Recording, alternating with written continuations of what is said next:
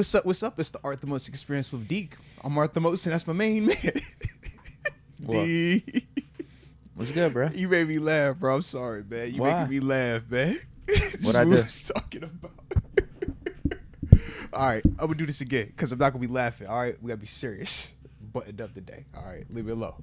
Anywho, We got a big show. Hey, let me get serious real quick. All right. So, yo, you were funny. So, what's up? What's up? It's the Art the Most Experience with Deke. I'm Arthur Moats, and that's my main man, Deke. And what is good? What is good, my brethren? Everything's great. What's so funny? You are funny, bro. I like your energy today. I like how you rock it. I like your hat too, by the way. Thank you. I do as well. Is that new? Brand new. Huh. Yep, ripped the tags off before I came here. You did, huh? Yeah. Oh. I like when you rip the tags off of it, bro. I like when you do that, bro. Huh. It's pretty fire. It's pretty fire, man. It's pretty fire. Yeah, did it with the Mason jersey. I know, man. And it was ball. It was fire. It was fire. I thought it was right to do it with this hat. It's a respect. dope hat, right? Respect. I would definitely agree. I would definitely agree, man. Certainly is a dope hat. I even broke out my Manscaped t-shirt, bro. I like this. It's like it's vintage. Yeah, I was gonna say, do we got them for today's show? No, it's not a Manscaped show today. But shout out to Manscaped. You already know promo code Moats. Put it on everything. Okay. But yeah, man. You know. Can't complain. All right, we're going to tell you on the front end, though, man, before this thing is going too much. All right, we did have to reschedule with the homie L Bell. We throwing it out there right now on the front end, all right? That's why we laughed, because it probably just happened like a little while ago, and we was like, dang, we get it, but that's what we laughing about a little behind the scenes. So we are because I can explain the hat stuff more. Oh, absolutely. He could definitely explain it more. I can explain the fit more, too. But, yes, we are going to have to reschedule the L Bill portion of the interview today. All right. Talk to the homie. Everything is good. Said he's still going to pull up. We're still going to do the show. But ultimately, have to reschedule today. All right. So, just want to throw that out there on the front end. Kill Deke. Don't kill me. All right. Because he got the pit hat on. Kill Deke. All right. I'm on y'all team. I'm a man of the people. All right. Manscaped. Yeah, so I walk in. And I'm like, Moats, this the one, huh? This we is were going to so be a hyped. big one. We're going to make hyped, some bro. headlines. Oh, so hype, bro. And then you're just like, dude, we got to reschedule. I have my hand out. I didn't want to make eye contact. What was my first reaction? Did I literally say I broke out the pit hat for this one, too? You were so hyped. You walked around that corner, bro, with the fire. Like, bro, I broke out the pit hat. It's a big one today. I'm like, yo. Yep. Oh. And as much as I was going to be like, yo, just don't you say that, it was eating me. I was like, yo, should I have texted you? Because I just got the info. He literally just hit me. I was early, too. You noticed I was early. Hey, listen. When I tell you were early, Deke, I was like, this is crazy. Lev Bell got me early. Yo, this is crazy. He got me breaking out the pit hat, fresh pit hat, bro, taking the tags off. Bro, when I looked at the clock and I saw how early you were today, I was like, bro, this is a vibe. I had the interview planned. Everything is square. Everything was good. It was the communication. And it was like, all right, we got to move the time a little bit. And that's when you saw the first 4:30 to 5:30. Anyone who's following the social media crowd versus the YouTube crowd, we're like, all right. And then it was like, dang, bro, we ain't going to be able to get it today. So, yeah. But we figured we'd let y'all know the first 4 minutes of today's show. We probably going to have to say this multiple times throughout the day. Probably around 4:30. And then definitely around like 5:30 time frame too. All right. But, yeah, that is the situation, the circumstance right now, man. So, it is what it is. But, Deke, we said we're going to find out something about the crowd today. We're going to find this is out. A great test, we're going to find out about the crowd today. We're going to see if they rock with the show or not.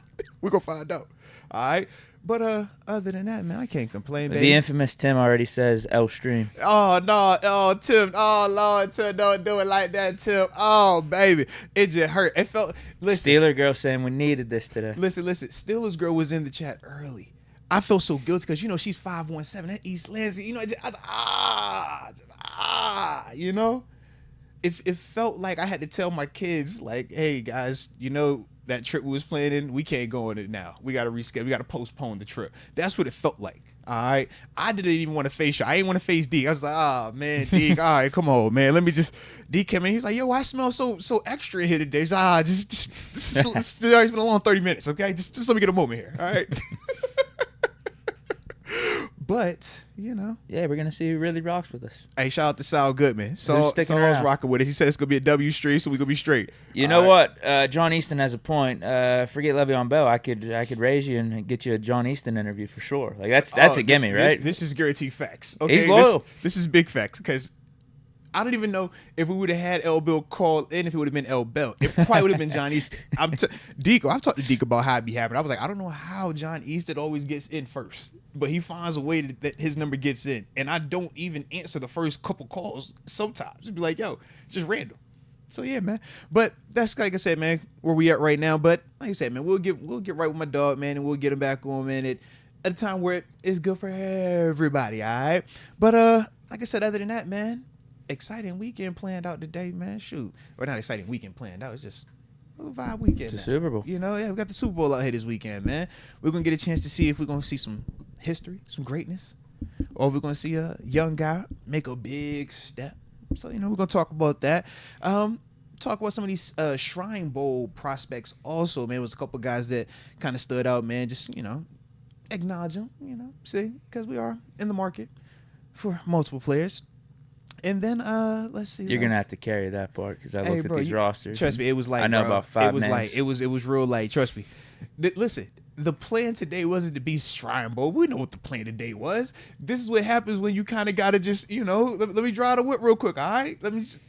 Well, the chat always brings up great topics and questions. So yeah, we're gonna hit the skirt, and you know what I'm saying? Yeah. In worst case, bro, it'd be a short podcast. My wife would be super happy. She'd be like, "Dang, man, you got done early today." Hey, don't need everybody, baby. My dad was fine today. All right, I hit the yeah. But with that being the case, man, you got anything on your docket besides the drippy hat? Can we get a hat story, please? Well, yeah. Again, I was. It was a fire hat. In between hats for the show, I was thinking, you know, this is gonna be big time. Le'Veon Bell interview. I just went out a few days ago, bought like and probably like 47 brand too, bro. I probably bought like 6 or 7 hats. You know, tried them on. I was like, all right, this is good enough to at least take home and then like double check on it at your home mirror because I feel like some of these places got their mirror set up to where it looks better in the store than what it actually is. This is big facts. So sometimes you just gotta buy it, double check it at the house before you take the tags off. So I bought like I said, it was like 6 or 7 hats, and this was one of them. And this is one of the 2, maybe 3 I'm gonna keep out of the bunch. Or I was thinking about keeping. Yeah. Now I think it's objectively a really sick hat. I just don't know with my new style now how much I'll be wearing it, but I think it's great for like podcasts.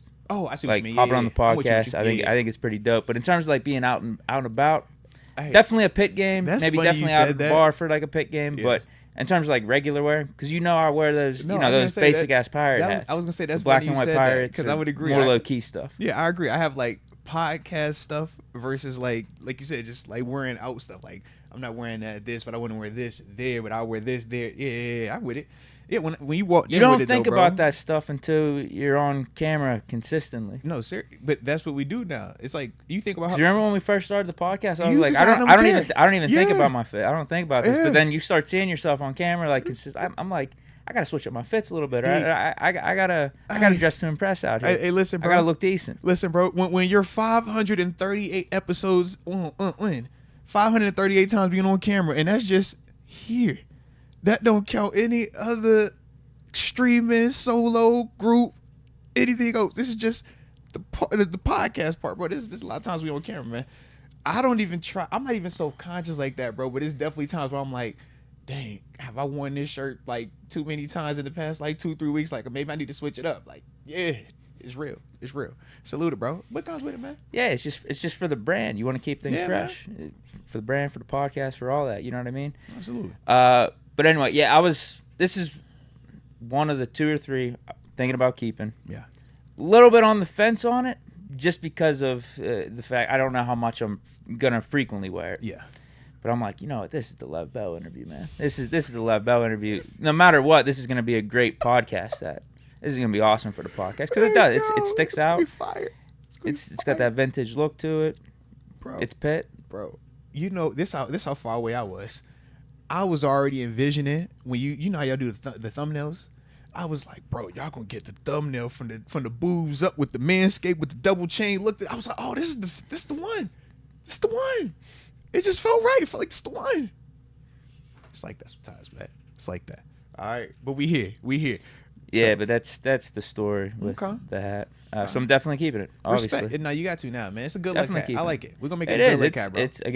It's a really dope hat. I Nice. just don't know on a day-to-day, week-to-week basis how frequently I'll wear it, but sometimes you need like the special hat to break out only once a month. Or And so. I was gonna say, whenever we do get him rescheduled to get him on, make sure you break the hat out there. All right. Yeah, That's make sure you fair. break it then.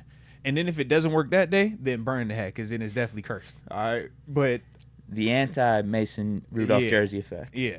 But I think this is fine because he actually, like I said, he hit us and let us know it wasn't a cancellation. It wasn't he flaked and just watched. It's like, no, he communicated. We was all on the same page. It was good. It was just, yeah, right. We have a lot of, but in this industry, you don't work like that. It's like that sometimes, man. So all is well. All is well.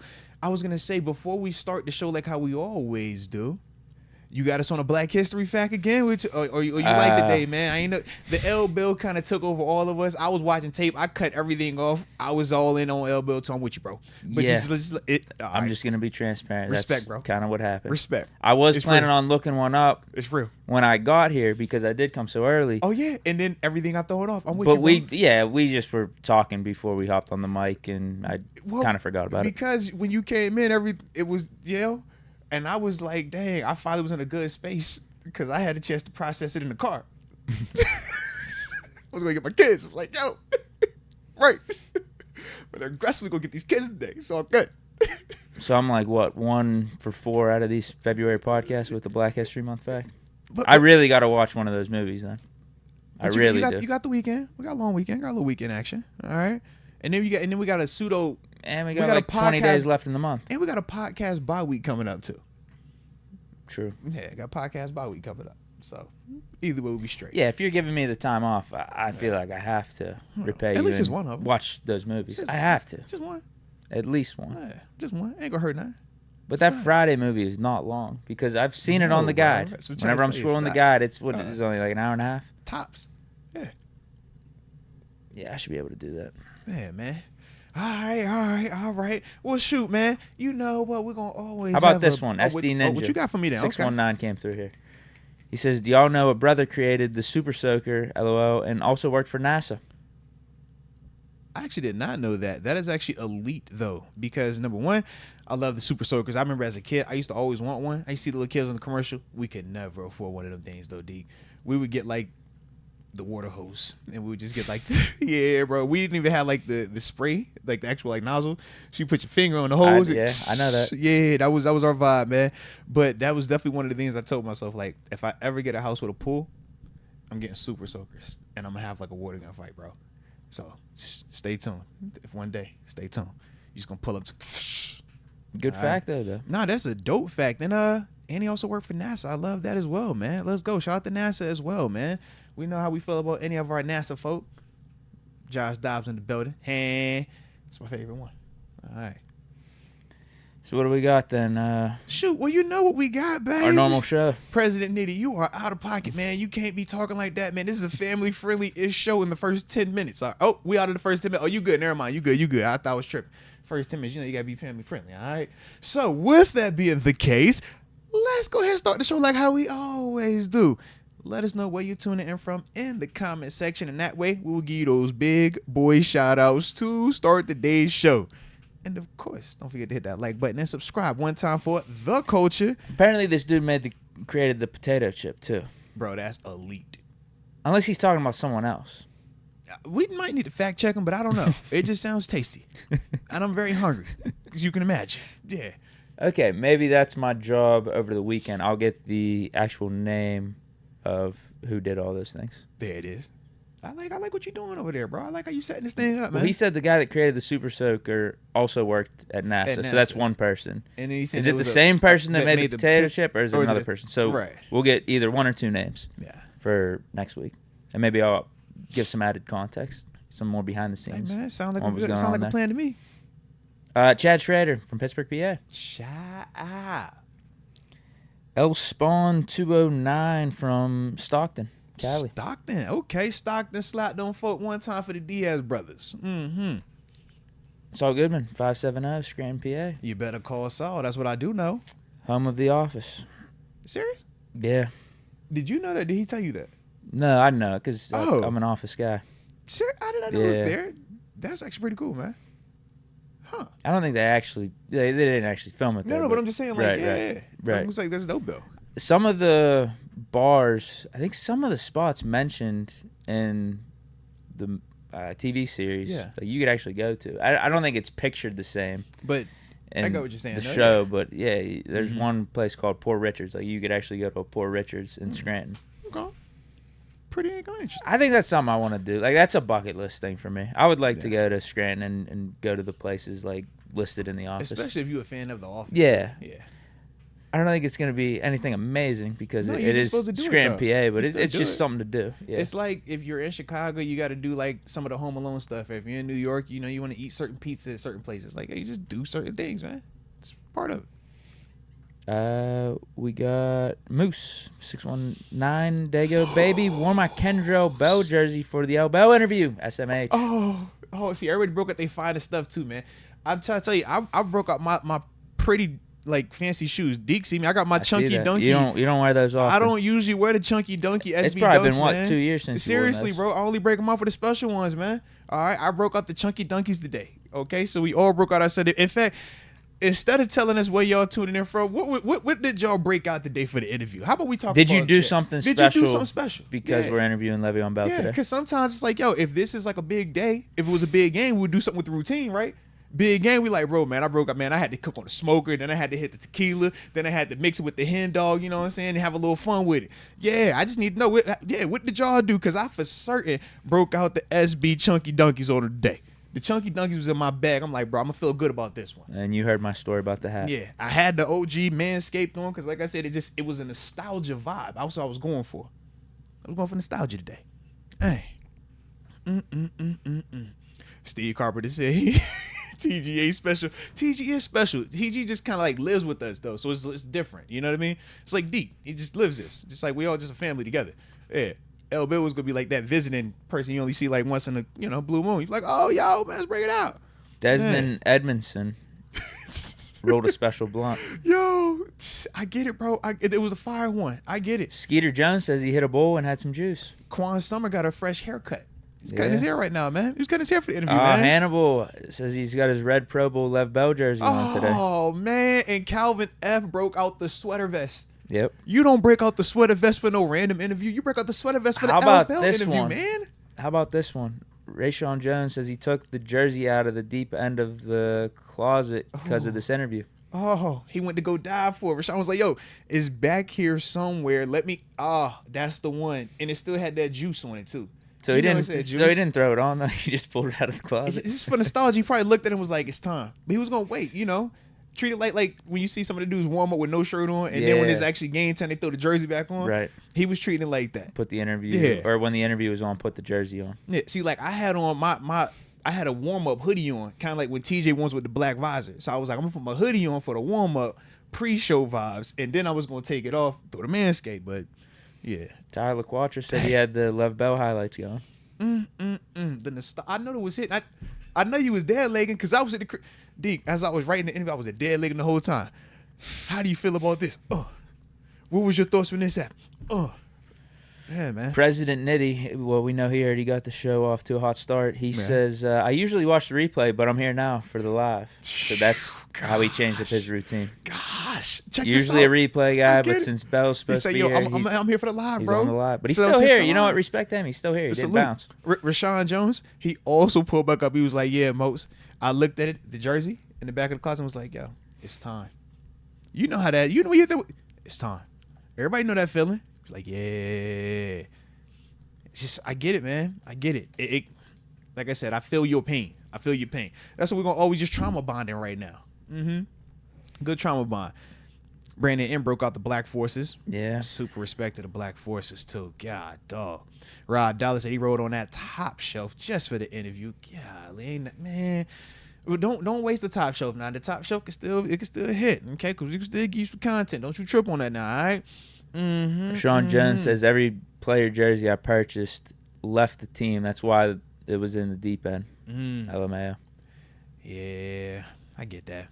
Dang, I get that. So he's just stacking up jerseys of players that left. Yeah. It's like that sometimes when you start looking at the I don't know if I want to ask him what current player jersey I was going to say, he who has. else do we have? Yeah, man. I don't know if I want to ask him, but you know what? If you want to answer that, go ahead. It's a single digit. If it's less than 10, don't say it because Deke ain't going to hit that one. All right? Just throwing it out there. Yeah, single digit under 10, just be careful. Yeah. It could be 10. Well, I don't want it to be 90 either, or 39.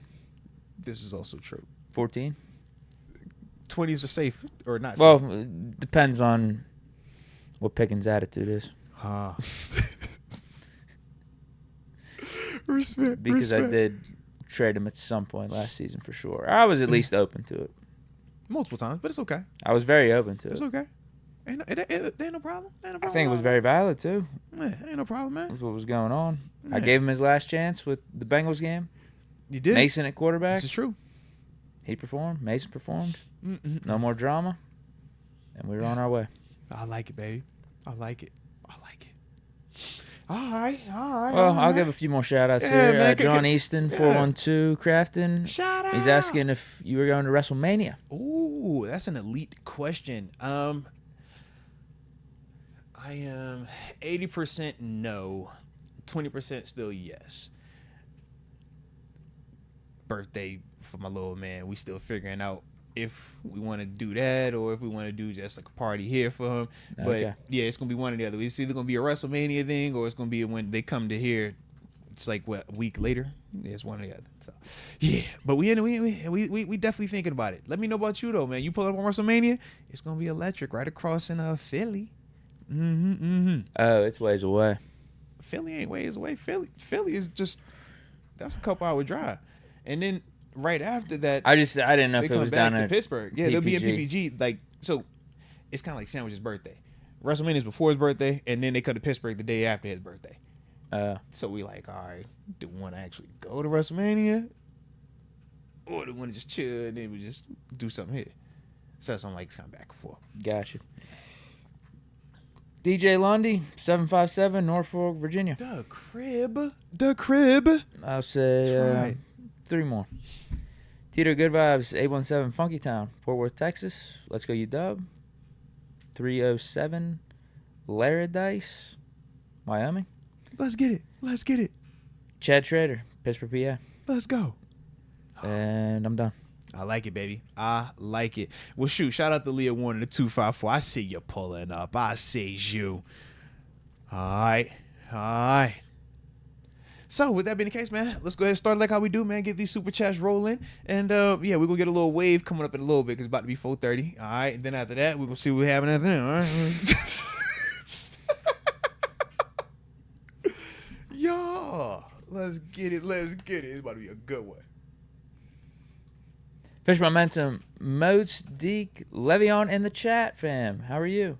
Miss y'all. Ambition Live at Rivers Casino, February 23rd, 2024. Hashtag free, hashtag Pretty Ricky, and hashtag Mr. Jack Myers Jr. No, respect. And I got your email too, man. I'm in the process of getting back to you because you sent me the video. I got you. I'm getting back. Trust me. All right. He used to have to hit you up all the time in super chats. Like, Moats, check the email, check the email. I'd be like, yo. You're ahead of it now, though. Cuz, man, I be trying to stay on top of these things, man. I be trying, all right? I finally emailed Jaren. Pittsburgh Steelers for life. Took me like, about a week and a half to get that done, but it happened, all right? I need Boo Man to pull back up because yesterday we said we was going to give him a stadium bag, and I totally forgot to tell him he needs to email me because I don't have his contact info. Yeah. So, it's a lot going on. Fish Momentum also says prayers to Moats and Deke's families. Nah, respect, man. And prayers to your families as well, man. Absolutely. Steel Nation on Fire. Ask Bell, would he do special teams if the team were to ask him? Nah, trust me. That was on the docket. That was for certain on the docket. And when we do get the interview rescheduled, which, like I said, he already let us know ahead of time that we will get it rescheduled, we will definitely be asking him all type of that stuff. All right, don't trip. Fish momentum. Says Super Bowl Sunday. Hashtag 49ers versus Chiefs. Hashtag Usher versus T Swift. Ooh. I mean, that is one of these topics. You know what I'm saying? I get it. I mean, do you want to just hop into it right now? What? Want to talk the Super Bowl real quick? Usher versus T Swift. No, we ain't got to jump the gun just yet. Yeah, I don't care. Yeah, no, we don't. We ain't tripping. No. But I do like it though. And man, Usher versus T Swift. Well, Usher's like, historically, like that's the classic of all classics. I'm with you. It's Usher. T Swift is, the mega new wave. I like it. Kind of opposites, but yet at the same place at the same time. Here's an interesting thought. Yeah. Who's going to be tweeted about more or get more buzz on social media throughout the Super Bowl period? Taylor Swift. Like day of, we'll say day of. And Usher's performing. So yeah, I know, bro. T Swift is going to be talked. Usher's going to be performing. And they still be talking about T Swift could have done this. T Swift would have probably had this thing way more packed out. But Usher's going to put on a crazy concert, bro. Plus, T Swift will be relevant throughout the course of the game, whereas I think Usher is just going to be talked about during halftime. Just that window. And it's going to be a weird vibe of them going if they're already going to be talking about Taylor Swift during halftime anyway, that doesn't bode well for his chances. Yeah, I'm just like, I think that's going to be a tough one. But I'm excited to see Usher perform, though, man. Big Usher fan. Can't wait. It's going to be a vibe. I wonder if someone will be able to give us that stat on Monday morning. Which one? If someone could give us a metric on social buzz or who was tweeted about most or more between Swift and Usher. It'll probably be Swift then Kelsey, right? I Swift, think Kelsey, so. Mahomes. Yeah. Those would be top three. Unless Purdy do something insane. Because if Purdy come out willing and dealing. Yeah. If the Niners win, you're right. Him, McCaffrey. Mm-hmm. Who knows? Let's go, UW. MLB Network is doing their top 100 right now. So far, we got Reynolds at 71, 49 more days until baseball. Pirates are 74.5 wins, easy money on the over. Now, let's talk. Did you hit on the last year over? Because it was over. It was at 60, right? Or it might have been less than that. I don't remember what it was. I just had people that paid attention to baseball more than me in my life telling me that you really got to take this Pirates over. Like, this is easy money. Trust me. And it would have even been easier if O'Neal Cruz would have stayed healthy. He got hurt first month of the season. Early, seriously. Yeah, I think I cleared that with a month left in the season. I think it was like late August, early September. Mm-hmm. I hit the over. But this is up from what it was last year. Nice. It was it 59 wins? I feel like it was way less. I felt it was like in them 60s or less, though, last year. I can't remember what it was, but it hit. So 74.5. At least they should be They better. think the Pirates are moving in the right direction they should be better this year. Bumping up their win totals year by year. So I guess Reynolds will be the only one that we have on this top 100 list. Yeah. Cruz hurt. McCutchen washed. Just older. Not washed, just older. Season. And then everyone else is like too young. Yeah. Skeens should be getting called up this year. Mm-hmm. He's the guy we drafted number 1 overall. Yeah. He's pitcher. Davis, no. I guess Bednar might have a chance to be on that list. Maybe. He's considered a really good closer. What about the catcher? Maybe all-star team. The young boy, Henry. Oh, yeah, he did. Yeah. Nah, he's not. I don't think he's in the top 100. No. Because he was the first rounder from, that was what? He showed 17? promise, though. Yeah. Yeah, he's showing promise. Mm-hmm. And that's the thing with him. 17. Jeez, I don't know what we're going to do. 19, 20, excuse me. Because apparently we've got to this spot where we're cool with him not being a catcher. Like we got him playing the outfield. We had that Andy Rodriguez playing catcher, but now he's out for the season. Yeah. So I don't know. Because Henry Davis was drafted to right. be a Are catcher. we going to move Davis to catcher now? Mm-hmm. Are they worried about him like injuring himself? Like, dude, that's a tough position to play. That's it's brutal on you, bro. On your body. Mm-hmm. Yeah, I don't know if you want to put your number 1 overall pick like through all that. Yeah. Fish momentum, especially if that's not like the long-term play of what you want him doing. Yeah. Fish momentum. Ask Bell if he knows my brother. Hashtag Ambition the Kid. Oh, this was at the beginning before. Yeah, so we catching up on all the ones. Because I was like, we dropped it early. We said it early. It was like the first 5 minutes of the show. All right, we did get that out there, but that was technically the first 5 minutes. So I get you. I got you. All right, respect. Let's go, UW. Thoughts on Trevor Bauer saying he would be willing to play on a minimum salary for any team? I might consider caring about the Pirates if they sign him. Now, correct me if I'm wrong. He was the one wrongfully accused, right? Yeah, I think. Yeah, he was the one wrongfully accused. He got cleared. Completely cleared. Yeah, I'm all for it, man.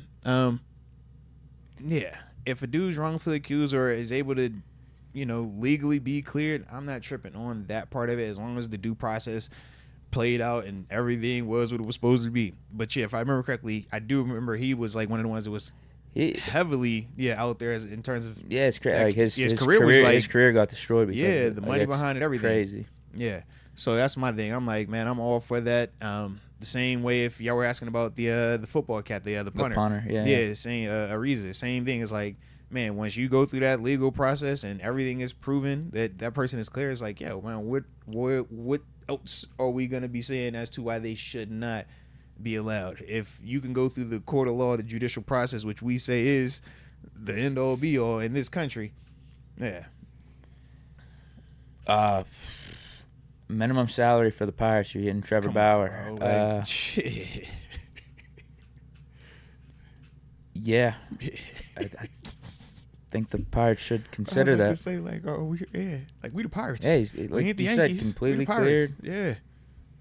He played in, I think it was Japan last year. Like, no MLB team would pick him up even after he did get cleared. So I guess he's at least out there saying like, listen, I just want to play. I just want to get back in the league. Like, I don't need this big ass contract or anything. Just get me back in the league. Very true.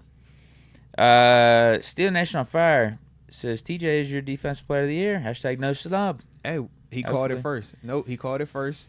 This is gospel. I'm liking this one right here. We rolling with this, bro. So we got another publication out there. I think it was the Fox Awards, the NFL on Fox Awards. Mm-hmm. He got the depoy there. So a lot of things are lining up recently and pointing towards TJ getting it. But early on, there was a couple places like PFF and places that don't know ball that were giving the award to Miles. Yeah. Fish Momentum, what are y'all and Bell's favorite song? # I am the juice. Now, you saying favorite L Bell song or just favorite song in general? Because I think that's a more specific question. But I got answers for both of them. All right. Give me Wednesday. Every day Wednesday. All right. And then my favorite song all the time? I don't think I have a favorite one. I love too many songs, but I would probably just go with, probably something with Jay-Z. Let's see. Blueprint. Give me Takeover. Yeah, I'll probably go Takeover. A little beefy. Talk a little trash. A little flossing. Yeah. Favorite song? Oof, I mean, yeah. That's such a month to month, year to year type of thing. Man. What am I bumping right now? I've been bumping some Journey. Journey? Okay. Yeah. Okay. I like bumping it. Some Journey. Some country. Respect. Who you bumping? Toby Keith? R.I.P.? Oh, yeah. Okay. I mean, some of his songs are consistently in the rotation. Mm-hmm. I Love This Bar. Classic. What else? Yeah, because like what's in rotation isn't necessarily like my favorite songs. Like I'm bumping more to Travis Scott lately. The Utopia. I'm still in that vibe. Yeah, I don't have a good answer. I have thought about like just what is the objective best song of all time though. Like, good luck. I've thought about that. I think Bohemian Rhapsody would have to be in the running from Queen. Good luck, man. I think that's got to be in the running. You know, if you're gonna talk about like impact, if it still holds up, how many total listens, you know what I mean, like all that stuff. Mm-hmm. That's got to be in the running for it. Has to. Jonathan Stevens. Lev Bell Holdout Part 2. Not a holdout. No. Not a holdout. Not a holdout. I was going to say it was communication, but they communicated in a holdout too. Did they communicate in a holdout? Now that I think about it. Technically, no. It was some miscommunication with that situation. We're all on the same page. It was just a little bit of the time apart in terms of communicating with y'all. We started to just fake sick. Be like, yo, don't do the show at all today. But it was like, nah, man, we're gonna talk. We're gonna have a little fun with it, man. Have a show, and then we'll, like I said, get back to my dog when we get back to my dog, man. But we ain't tripping.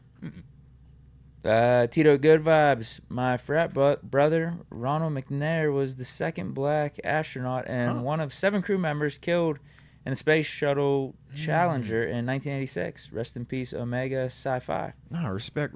That's the same with TG. That's the same. Yeah, Omega Sci-Fi, the bruhs. Absolutely, man. Nah, that's pretty dope, though, man. I did not know that. All right. Second black astronaut, too, man. Respect. Let's go, UW. Here's a black history fact for you. Jim Byrd was one of the first black chief of police in the nation here in Cheyenne. That's a dope fact right there, too. Let's go, UW. Let's get it. And I think I got an email from you as well, man, about, was it Easton Gibbs? I think his name? Easton Gibbs? I think that's what you told me about. So, yeah, definitely got to get back to you on that as well, man. But salute you. I think I got that right. I think it was you. Could be off, but I think it was you. Nell Bravo has joined the upper room. Shout out to Nell Bravo and welcome to the upper room. Yes, indeed. Let's go, UW. Says Zach Azani, formerly of the Jets, is expected to join the Steelers as the team's new wide receivers coach. Per Jeremy Fowler, ESPN. Let's pull him up. All right. I also did see someone else in the chat report that Mike Sullivan will be retained as QB coach. I like it. Okay. So I guess the only other opening on the offensive side would be some like passing coordinator, passing assistant type of thing. And we interviewed that guy from the Chargers yesterday. That Tom Arth. Yeah. Mm-hmm. That's not a bad staff. I like it. So let's see. Zany, say he worked with the Jets, the Bears in 18. He was with the Broncos from 18 to 22. Was passing game coordinator. With Florida in 2010. Was with Tennessee from 15 to 16 in college. Got some OC work. Okay. He was at Central Michigan. Okay. Connections to AB. Helped develop Antonio Brown. Free A4? What? Free A4. A4 don't get no free love? No. Free A4? There's a connection. A4. A Zany. Then you bring back his Eskimo brother. No. That's what he said, man. You get the Holy Trinity. All right. Get a little juice man in the backfield, you know? Get the band back together. Just no. Get the band back together. I'm not bro. even entertaining. Get the band back together. He said Central Michigan. You brought up the connection. You said Central Michigan, man. You might be onto something. Bro. No. I'll entertain the Bell stuff, but no to AB.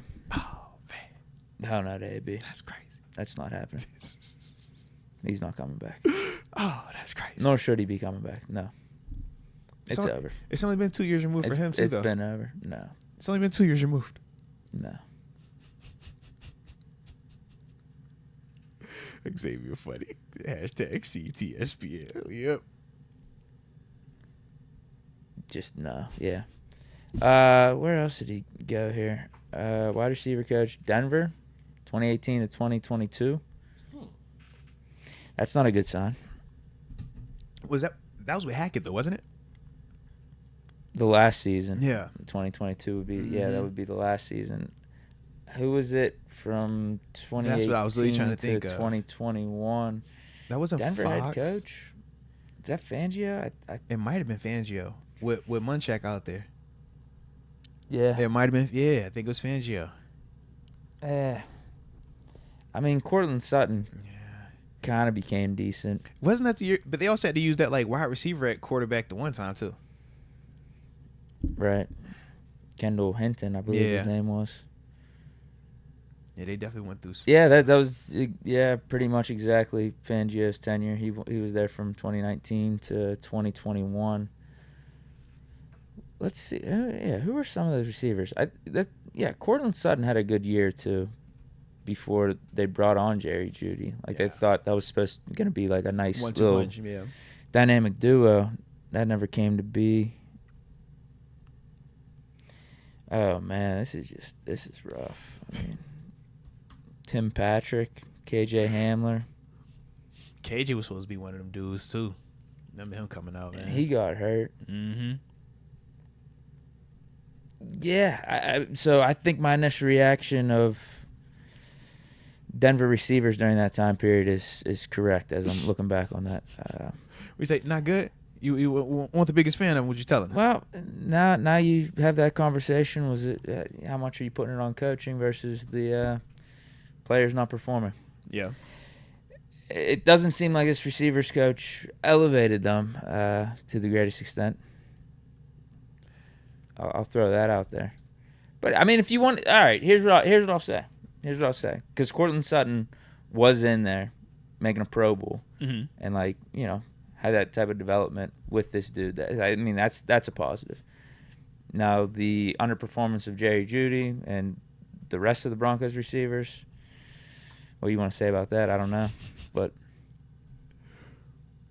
he's been in the league. That's what I'm saying. There's nothing wrong with this hire. There's nothing wrong with this hire at all. Like when we're talking about experience, when you're talking about a dude that has been with multiple levels of players, multiple, or different organizations too, just in terms of their approaches and coaching staffs. I mean, this dude has had some experience, man. Whether you're talking Chicago in 17, that's a whole different approach than, like you said, 18. I mean, he was obviously in Denver for a minute, but you could also say, for the most part, bad quarterback play with those Denver teams. Because I'm going through it. It's like Case Keenum, Flacco, Drew Lock, and then they got Russ, and then Russ wasn't Russ. Yeah. So there's that too. Yeah, the positives, I'd say, help develop Courtland Sutton. He was around for that. And then going back to AB at Central Michigan, I mean. Who was there in 18? Who was the receivers in 18 for them? Sanders, Demaryius Thomas, and Courtland Sutton. They traded Sanders, I think, mid-season, right? Yeah. Traded Sanders 18? Because I'm like, he has a lot 19. of experience. They traded Sanders he has a lot 19. of experience specifically as his wide receivers coach. You know what I mean? When he was out in Denver, it was like, that was a large chunk of it. So I'm like, granted, we can't give him a lot of the credit of some of those guys. But Sutton, though, I mean, Sutton came in young. Yeah. Wasn't a Pro Bowl receiver or anything. You didn't look at him like you do now. And yeah, he became some good. All right. I mean, shoot, we can't trip on that. No, there's nothing wrong with this hire. I guess I'm just he's not more or Hines less. Ward, he's not Plaxico, he's not Antoine Randall. How do you feel in comparison to those guys? Oh, okay. This ain't a bad hire. Yeah, would maybe you preferred one of those guys because of their experience and affiliation with the Steelers? Yeah. Sure, but this ain't bad at all. So, like, we want the outside hire, but when we get it, we complain. I just think, end of the day, almost like the Arthur Smith pickup, just a good hire. Just a flat-out good hire. I mean, like I said, I like the experience. I like the fact that we've seen him have success before at this level. He's not a newbie, and he's not just a name either. And what I mean is this, not all the way to the same extent, but for example, out in Vegas right now, we know Ocho Cinco, shout out to Ocho, going to be the wide receivers coach. Right now, we haven't seen him have success exclusively coaching wide receivers at the National Football League at this level. Mm-hmm. But we do get the pop because of the name. We know what he brings. We know just certain elements of just him being in your room are going to elevate you, right? All I'm saying is with Zach, you might not get this, but you know this is a guy that will give you the work. He will come here and show up every day and has proven that, he can develop at least or get the best out of some of them dudes in that room. You know what I mean? So it's like, at least in that vein, yeah, we didn't get one of the legendary Steeler names or one of the legendary guys that have been out there that people might have been asking for. But I still think, like I said, this is one of them dudes that we could work with, man. Yeah. Yeah.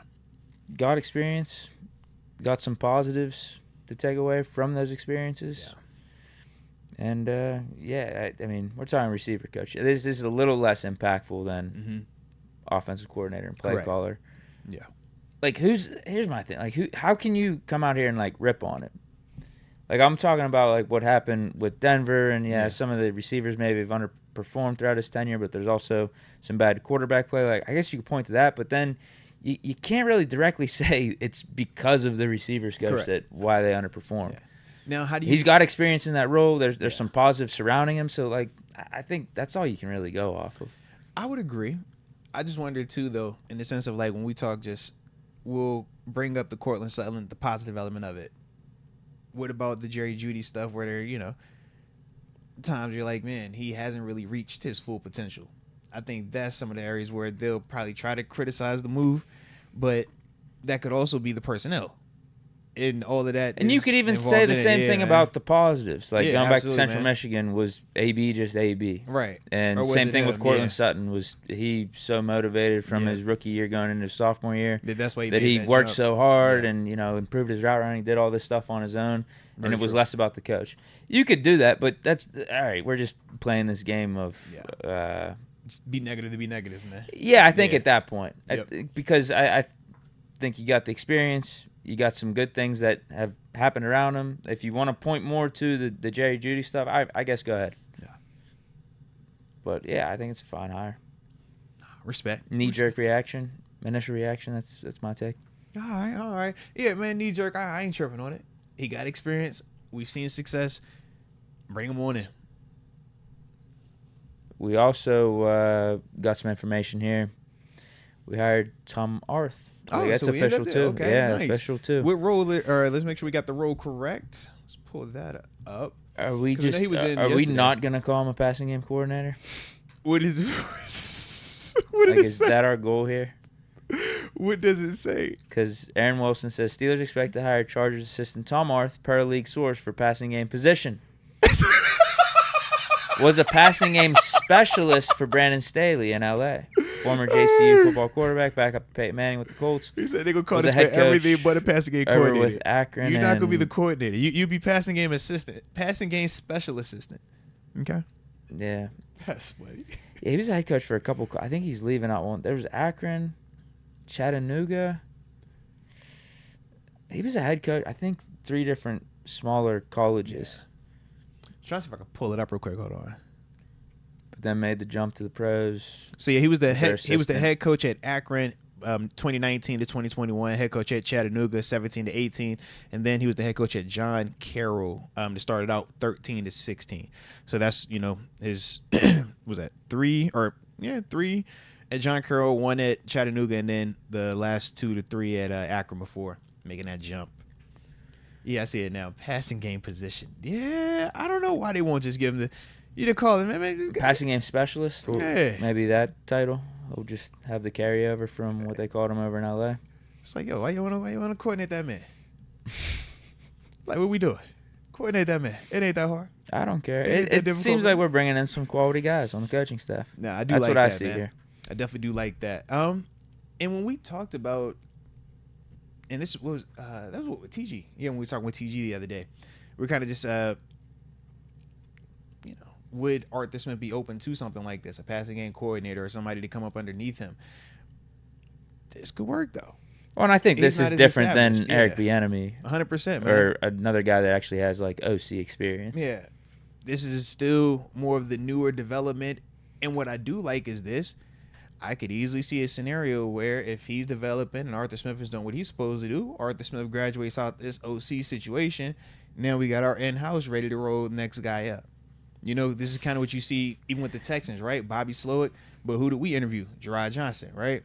We talk about Detroit. Yeah. They had the OC. But it's like, yo, everybody, if you OC, QB coach, pass game coordinator, and your offense is doing what it's supposed to do, teams are going to try to pick you off of that, but more importantly, the team that you currently are working for might be looking to promote you as well. So I do like the move, man. 828 Style says calling him a coordinator will cost too much. This is also true. That coordinator that costs money because it's an official title. You get so you get more money for passing game coordinator versus specialist. If you're a coordinator, would you rather be a run game specialist or the run game coordinator? It just sounds more official. Okay. What does passing game overseer get you? You get you a cool parking lot too. You get a cool little parking spot when you're the coordinator. When you're just specialist, it's like, all right, you park in the general public. Does passing game overseer, is that a better title than specialist? Light. That's light. It's still light, bro. Is that better or worse than specialist though? It's about the same as specialist. It's less than coordinator. You want to be coordinator or head coach. Yeah. Passing game assistant. That sounds worse than specialist. Yeah, you sound like a little brother. That's the passing game assistant. It's like, dang, bro, what do? You just going Passing game operator. Oh, whoa. Okay. Is that up there with coordinator? It sounds official. It sounds real official, but at the same time, I don't know, because I'm getting military vibes on here. Operator. I'm like, dang, I'm conditioned for coordinator. When I hear coordinator, it just hits. It's like. Speaking of that, the passing game general. How about that? That's a new one. That's for Belichick. Belichick, he gets that call. Passing game emperor. Jeez. I see you went dark. I see you. I'll say the same thing about that other guy we hired for wide receivers coach. I don't really have any complaints here. Yeah. And it's outside hire. This isn't even a position you really even need to fill. Yeah. I look at it two ways, man. One way is you're potentially bringing in new ideas, new blood, youth to Arthur Smith, who he's not an old coach, but he's had success. So when he's had success, you might become a little bit more stuck in your ways. You might become a little bit more, I lean or I default to this. And you might just not be as open to new ideas. Whereas you bring in a younger guy, fresh ideas, different system completely, coming from LA with the Chargers. Now you're just going to have a different dynamic, a different set of conversation, a different perspective. And that could definitely help out, man. How about these ones? Passing game supervisor. Jeez. Passing game supervisor, feel you would get in trouble, man. Is that better or worse than specialist? So the supervisor is definitely better than the specialist, but the supervisor is not going to be welcomed. The specialist, you're going to be welcomed. The team is going to welcome you. Like, if you're the specialist, the players will be like, yo, pull up on us, man. It's all up. Pull up on me. If you're the supervisor, we're like, nah, bro, you the ops. You a suit. You're upstairs. You're management. Get away from us. Passing game advisor. I think that's worse than specialist. Yeah, that sounds like when it's the alumni, they come back and they don't want to pay you, but they like, yo, he's the advisor. He's like the special advisor, and they give him all the team gear, but he don't get a check. That's what that sounds like. Yeah, like he'll suggest some passing plays or passing concepts to Arthur Smith, but he doesn't have to accept them. He can say, screw you. I'm not doing this. Passing game manager. Well, that might be better than specialist. Yeah, but the game manager part, it's going to have a bad connotation. Nobody wants game manager in their title. You could be a great quarterback and be like, he's a game manager. No. I think you're putting the emphasis on the wrong way. Passing game manager. You're saying passing game manager. Because the game and the manager are they're in sequence. Okay? When game and manager go together, it just doesn't flow right, bro. 828 Style has this one, passing game team leader. Going Coach Prime approach. That does sound pretty good, right? With the leaders on the, remember? Yeah, didn't he do leaders and dogs? L's and D's. Passing game dog. Passing game dog. That'd be hard. But we can't do it because we jocking their style. But I do like it, though. Passing game dogs. Nell Bravo has joined the upper room. Nell Bravo, welcome to the upper room. Yes, indeed. Yes, indeed. Let's go, UW. Wait, I already read this, right? I already read that one. The dude that was the former Jets we should be at Vagabond. Should be Vagabond. Yeah, Vagabond abstract. Says Tom Arth hired as pass game specialist. Do you think that's Tomlin or Smith's decision? Honestly, I think it's Tomlin, and Smith, you kind of disagrees. Because the boss man is the boss man. If the boss man wants to bring in an additional, person in some of these roles, Arthur Smith isn't going to be able to be the new guy here and tell Coach T, no, you can't make that hire. But at the same time, I do feel like Arthur Smith was included in the conversation about it. I don't think that Coach T just went out and hired Tom Arth as, passing game specialist or whatever, because it's just passing game position. Yeah. But it's like whatever. Yeah, they didn't put a title on it. Yeah, they didn't put the title. Yeah, so it was like whatever, his role is going to be. I do think that was communicated with Arthur Smith on the front end. And for Arthur Smith, like we said, man, Tom Arth, this is an exciting move for us, exciting move for him. But at the same time, he's not to the level of Eric Bieniemy in terms of just when he's coming in right now. He doesn't have that type of feel. He doesn't have a Ben Johnson already where it's like, okay, we just watched what you were doing. It's not Kyle Shanahan leaving Atlanta to go, to San Fran. So just in that vein, I think for Arthur Smith, it's not the same way as kind of how we talked about it yesterday when we're like, you bring in a big enough name that's going to take away from anything that this guy does from a successful standpoint. It's like, man, if Eric Bieniemy was on the staff in this same role, if the passing game looks good, we're not saying it's Arthur Smith. We're going to say it was Eric Bieniemy.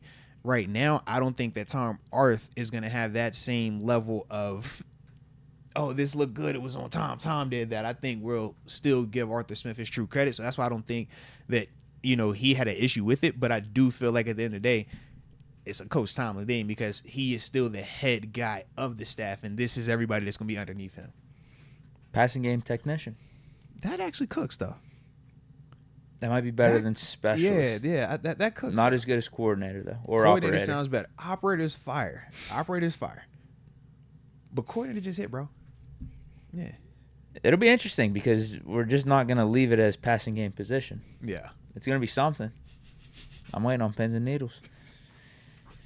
Elijah West always feels like I think he's trying to say bargain shopping.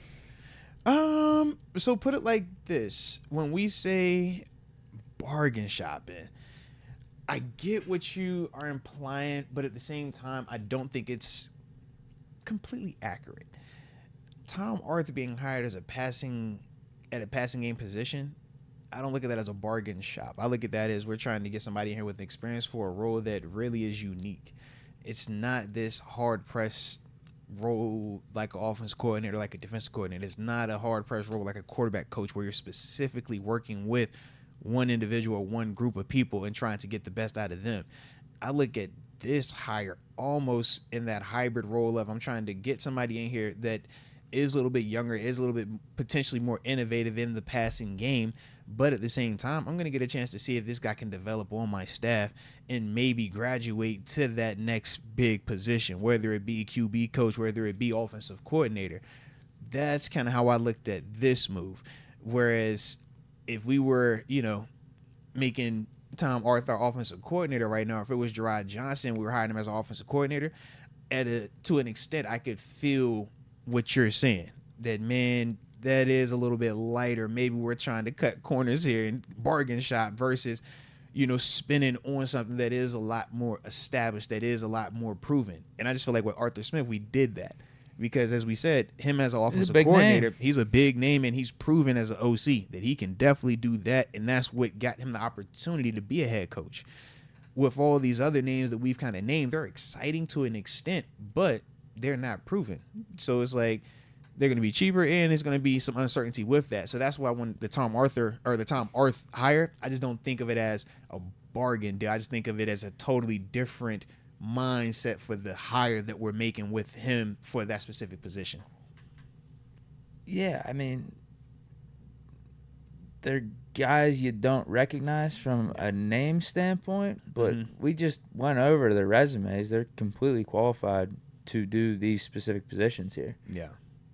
Been in the league, been around. I don't think it's as critical as like the Arthur Smith hiring as an offensive coordinator. No, but it's still good. Like, I don't think there's much negative to say about hiring this wide receiver coach and hiring this passing game, whatever he's going to be. Yeah.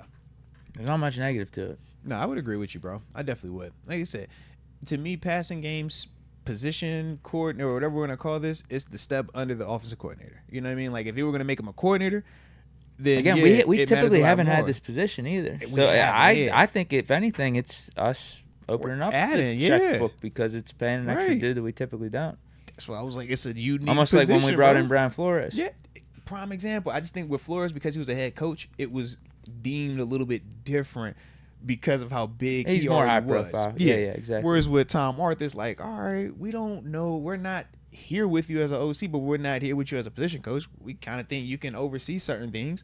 So this is a chance to see if you can be a coordinator. This is a coordinator in training type position, bro.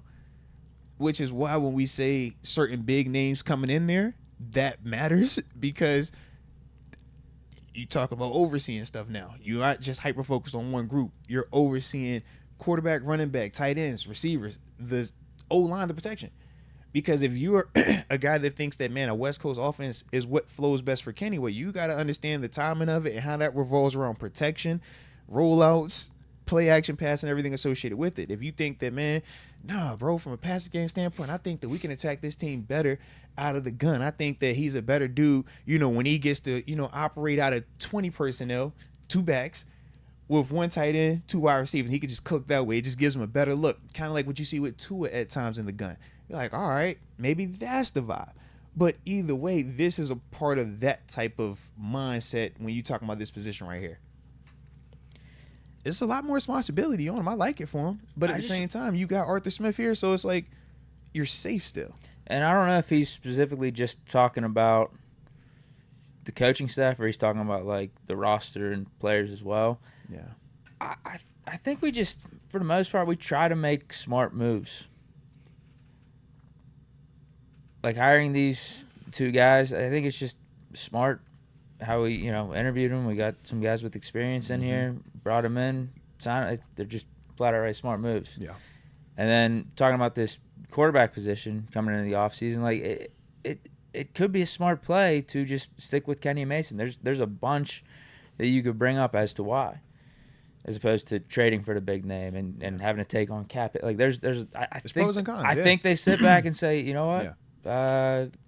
What's the wisest move right now? What's the smartest move for what we want to do? Amount of collateral. Yep. Yeah, I'm not saying that's got to be the priority because I think we are being more aggressive. And like we are getting impatient with some of our lack of playoff success, but at the same time, like it's the delicate balance of almost anything. Yeah. You talk about a business organization where you're trying to be innovative, you're trying to do new stuff, push the envelope, but also have a conservative approach and keeping things running on the day-to-day like they should be smoothly. Yeah. So that's the balance we're trying to play. Yeah. Because you want to talk about like blowing it up or doing something more drastic. Is that the smartest move to get us back to where we want to go? It's aggressive. But it is smart. I don't think it is. I don't think just getting rid of Tomlin or moving off of Kenny like that and doing all this stuff. I don't think it necessarily will guarantee to get us to the place where we want to be. Yeah. Sometimes it is the slow process, and I mean technically we went from 9-8 in 2022, first year removed without Ben, to 10-7. Now I still think we should have done better last year, but now this is going to be a make or break. Yeah. I think we all know that going in. Yeah.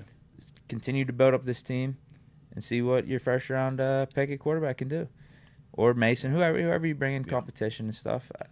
I think that's the smartest play. I think that's how the Steelers are operating it. I would agree, man. That's how I assume they're going to do it. They may not. They may not. I mean, so far they are giving us indicators that this is their approach because they haven't been recklessly aggressive. They've been calculated but not reckless. And I think as long as we keep operating like that, we will get what we're trying to accomplish sooner rather than later, man. So absolutely, man. We're on the same page with that. Hit that like button one time for the coach. And don't forget to subscribe. And for Michael Harak, your 30th birthday tomorrow, man. Happy early birthday to you on the front end of that 30th thing, all right?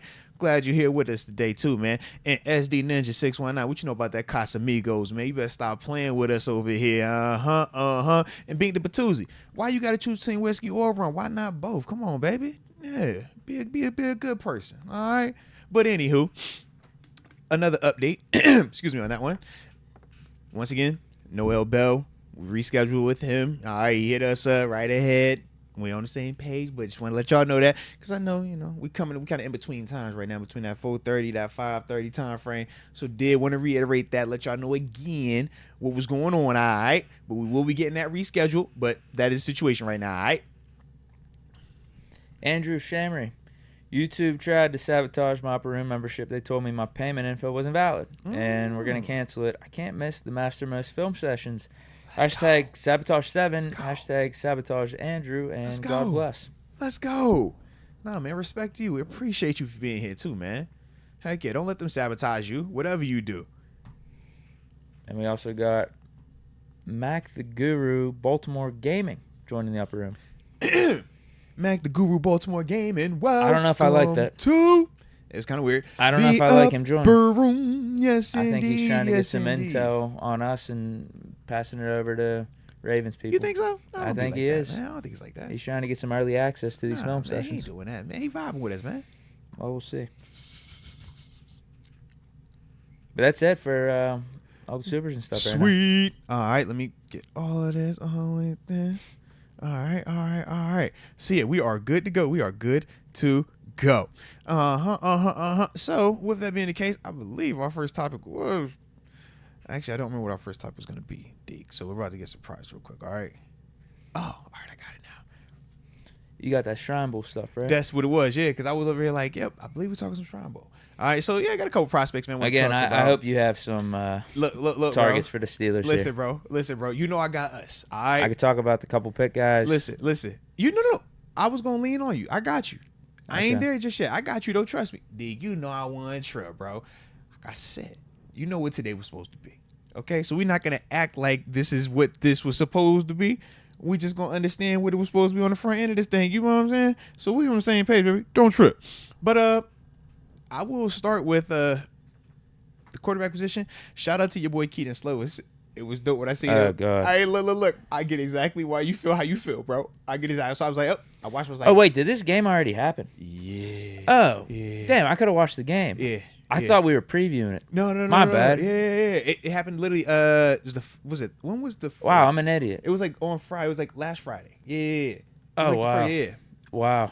Okay. Yeah. I'm sorry. I could have easily watched the game. Oh yeah. I would have watched the game. Okay, bro. I thought. I just looked at the rosters and I was like, oh, who are we keying in on? Who to watch? Yeah, bro. I thought you were. Yeah. Damn. That's why I was like, don't trip, because I thought we was on the same page of.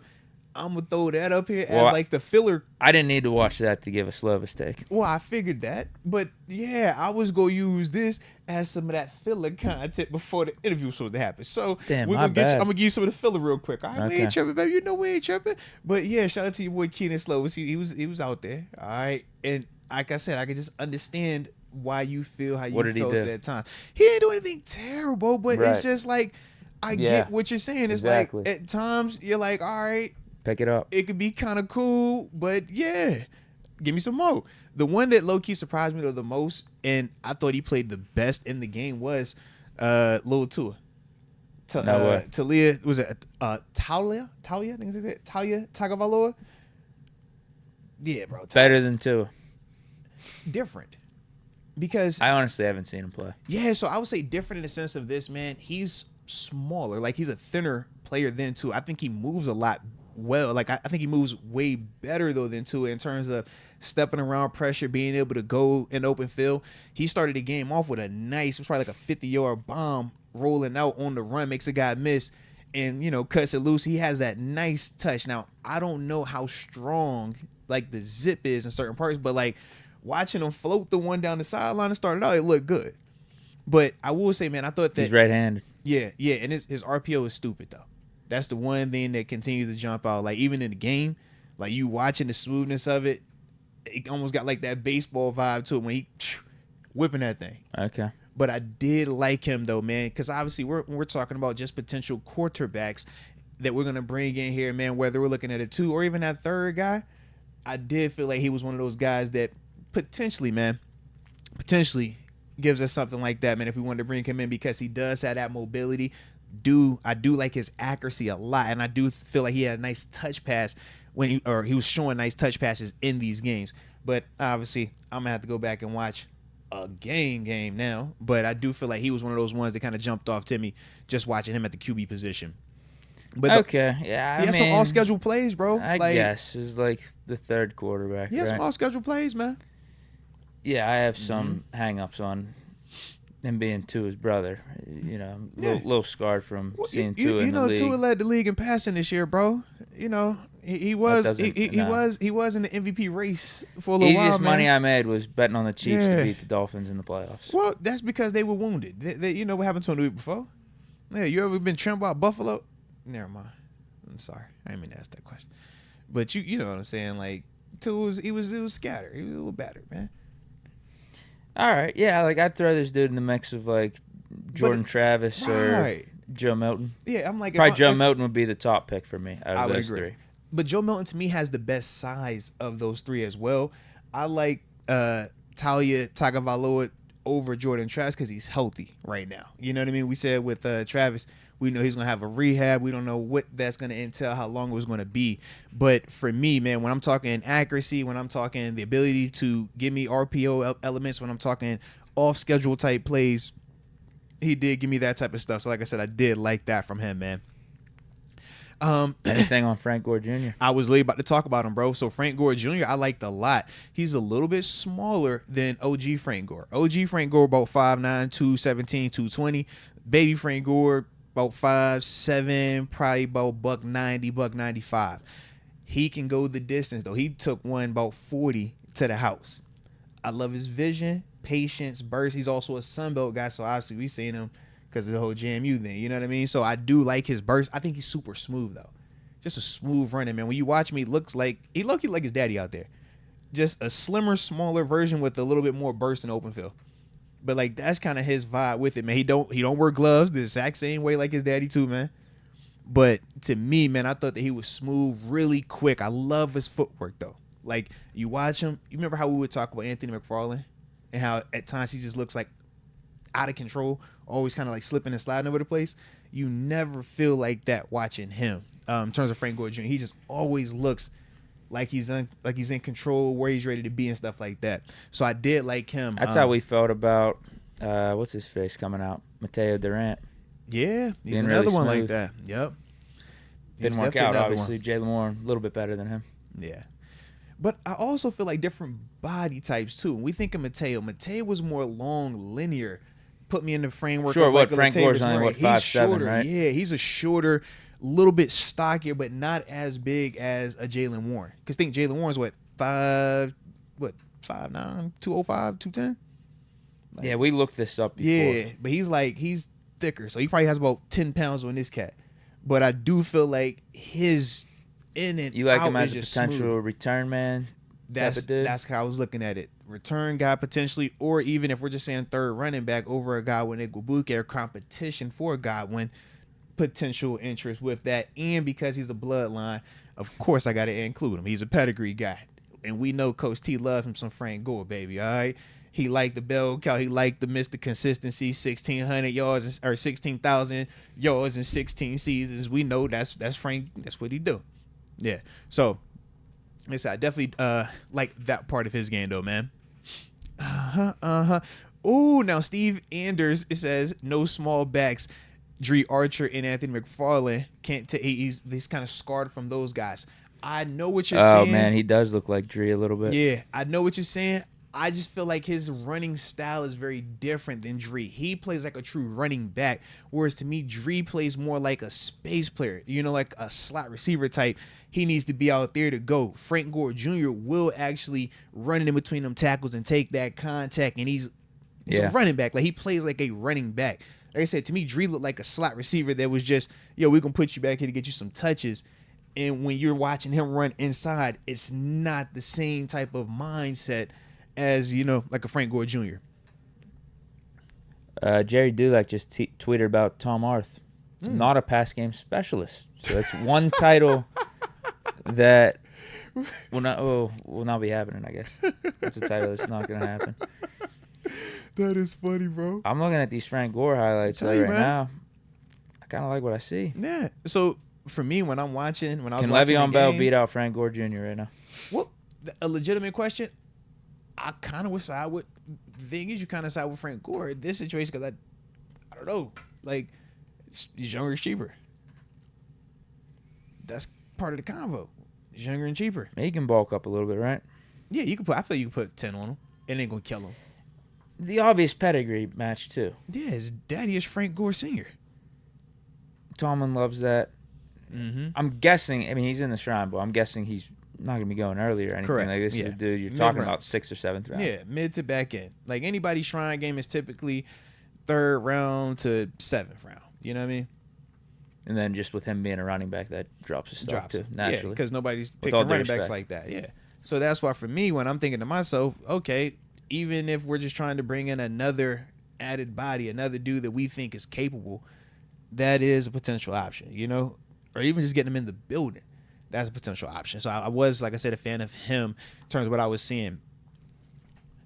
Give me another. Just keep giving me names. I'm just gonna look up the highlights as you're talking. Okay, say less then. Say less. So the other cat, man, that stood out to me, Taj Washington's a receiver from USC. He played outside, but to me, I think he's going to transition perfectly into the slot. He also was a return man as well. Think more punt return. Gives me low key. You might watch me. So tell me what you think. Caleb Williams fumble. Caleb Williams. Oh, this is that play. I didn't get a good judge on this one. Got you. Who's he remind you of, though? Watch him run a little bit, man. You want me to give my comparison? That's when you see what you think. Right off the bat. Yeah, what you think? Because I like how quick he is. I like he's elusive in space. Makes some moves in open field. What? Deontay, Jordan Addison. Yep. Watching him like, yeah. You're like another just in that same framework of that type of receiver, man.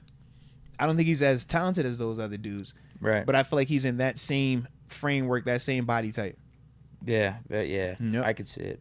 Right off the bat. I know ball. See what I mean? Like, look, that's why I didn't want to say it. I was like, I'd rather you say it first, because if you're watching them and you watch them other dudes, which I know you already watched them other dudes, he's even trying to do the Le'Veon Bell, Deontay Johnson, dead leg type of stuff with the jukes. Yeah, I see that. Okay. Yep. So he was one of those guys for me. And he played good in the Shrine Bowl. Yeah, he played really well in the Shrine Bowl. Had a good amount of catches, man. But like I said, he was playing more on the outside there. I personally think that, going back, I'm obviously going to watch a full game or two of him to see what he looks like just on a snap and snap out basis catching the ball. But I thought he caught the ball well in the Shrine Bowl. Definitely thought, he was really elusive in terms of run after. And like I said, just watching him with the football, he knows how to make guys miss. He knows how to set plays up. And yeah, he gave me Deontay Johnson, Jordan Addison vibes, just a lesser version of it, But with that, though, I did like him. And like I said, he's one of those ones where if we're saying, okay, Deontay, we know you're getting to the back end of your contract, and I want to get something else that's going to be in your vein. All right. Or Allen Robinson. All right, we want to go in a different direction. We got Calvin Austin, who's the super blazer straight ahead. But we said even with him, he doesn't move like how Taj Washington moves. That's a very different style of, you hooked on the bottom of it, bro. That's a very different version of, him making his jukes and stuff like that. So that's the part for me where when I'm looking at Taj Washington, I'm saying to myself, man, that just gives us a little bit more versatility, a little bit more flexibility. And if I'm trying to add something punt return wise, with Calvin Austin already here, but to even push Calvin Austin some, this is another version of that, another backup version. So, like I said, that was why he kind of stood out to me. So I'm glad you peeped him in like that. More productive than Jordan Addison at USC. Oh, I was going to say. For their last year at USC. Yeah, because he got 1,000, right? He was 1,000 yards, 8 touchdowns. And then in 2022, when Addison was there, it's not like he was doing nothing. He had 50 receptions, 785 yards, 6 touchdowns. Yeah. I think Addison only had around like 800, but he was banged up for a few games too when he was at USC. Intriguing, yeah. In terms of where do they got him? 3rd, 4th. That's what we're saying, and that's typically how we do the whole receiver replacement thing. At least we did that during the Ben era. You get a guy in the 3rd round, have him wait a year or two, and then you don't pay the guy. You don't pay your wide receiver too, and then you have the next guy step up. Well, you saw what he looked like. I was just like, oh, I can see how this one works out. Yep, I just see it. I see the circle of life. Circle of life, man. And speaking of the circle of life, we have a tight end that we were talking about. Do you want to pay or not, right? Well, it's another tight end that balled out in this game by the name of Dallin Holker from Colorado State University. He was a transfer over there, Dallin. And then last name is Holker, Holker. The dude can move, man. He moves really well. He's that new age, modern, sexy version of tight end. Athlete in space, catches it, routes you up. Yeah, I think he led the NCAA in catches for a tight end, and it might have been yards also for the tight end. But, yeah, man. This dude's huge. Yeah, he can move, bro. He looks like Gronk. He can move, bro. Because he's got the hair too. Gronk arm sleeve going on, robotic arm. Yeah, big cat, but he can move, man. I was watching him at the Dago in the Shrine game, and I'm like, okay, you hitting folks off. I'm liking some of this stuff, man. Oh, wow. Yeah, he down the grass, too. They stretching the yard with him, man. He was trying to cook up on a Tampa, too, hit him down the middle of the seam. Real Dalton Kincaid-ish, right? When you seen how that, not as sexy as Dalton Kincaid, because that's the 1st round, But, yeah. That's intriguing. I don't think we're going to be looking tight end. I don't either. But you seen what I was saying. I was like, if we did it, I get why. Why couldn't we have just drafted, like, Trenton Simpson or Dayan Henley or one of those dudes last year in the 3rd round instead of trading back to get Darnell Washington? Because I don't feel as good about Darnell Washington right now. I'm sorry. Honestly, I can understand. Why couldn't we get one of those dudes? We have our athletic linebacker for the future in the wings right now, and then we could draft this 2nd tight end for this draft. Because that was filthy. I'm watching him. I'm like, yo. So look, Deke, He don't want to block, but he will do it. And this is what I mean. They didn't even have him as like a inline blocker because he can do that based off his size. They lined him up like he was a fullback, Deke.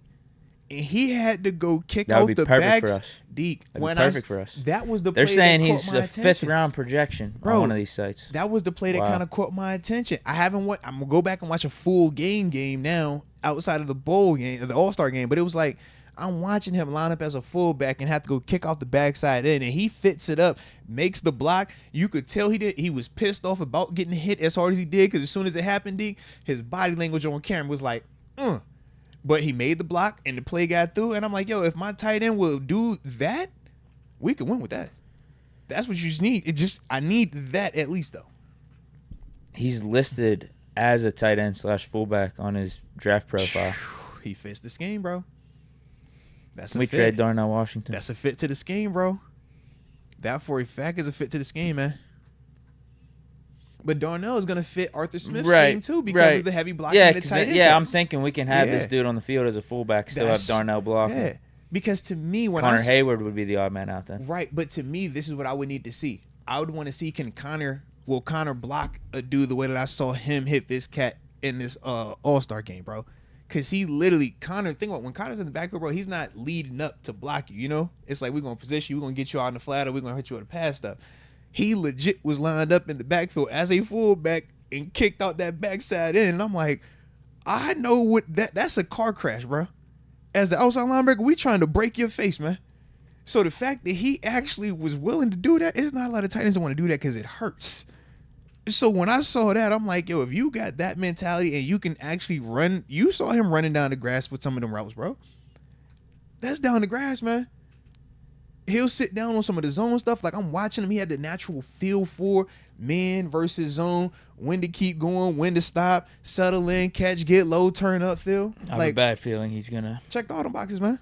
Trend up with his draft stock. I do too. And then if he runs fast, that's going to obviously set it off. Because he was moving well in the game. And for that to be my first introduction to him, you see how it perked me up. I was 5th round would be an amazing spot to get him. I would agree. Because that could be our fullback. Yeah. We need to holler. Hey, let's go, you. That's a Mountain West cat, man. What you know about the Mountain West over there, man? Talk to us. Because, I was a little surprised. I'm like, bro, I missed on this one. Okay. But I like them, though. And speaking of Colorado State, they had another cat. It was an edge rusher as well because, obviously, Marcus Golden potentially gone, free agency. We either going to bring something in or draft something. Bud Dupree, yeah. Right. But if not Bud, they had another guy from Colorado State there, Muhammad Kamara. So it's Muhammad, Mohamed, and then last name is Kamara, Kamara. About 6'1", a little bit, almost 6'2", but not all the way. But a bend it on you. I think he had 13 sacks collegiately, but he was a captain down there even at the bowl game. So you know already he's one of those leadership dudes, a guy that's going to come in here and be no nonsense. But I liked his burst. I like his inside move. He got a nice little up and under, and he's violent with the rip, and that is what kind of helps him, get through. Because to me, he's not really a super bendy type player, but he's athletic enough. But to me, I think he's a strong player, and he's fundamentally sound in certain aspects, at least what I was seeing in that Shrine game. And that's the part where I'm like, man, you bring that in here also. That's a physical cat. That's a dude that's going to play hard. That's a dude that has it's like Melvin Ingram to me. Yeah, but a younger version of Melvin Ingram. Yeah. I don't know if it's because he's wearing number 8. He's got that has vibe, the high though. white socks. He has the vibe. But and you see what I mean of like he's athletic, but he's like strong, but not Debo strong. He's bendy, but not like Bud Dupree when you're watching him. Like it's not that. He's kind of like that in between. Like you said, like a Melvin Ingram. He legit looks like Melvin Ingram. Yeah, but I like his game, bro. Like I'm watching him like, bro, okay, hey. And I'm thinking back to, I'm like, who else was from Colorado State? And I started, Shaq Barrett, okay.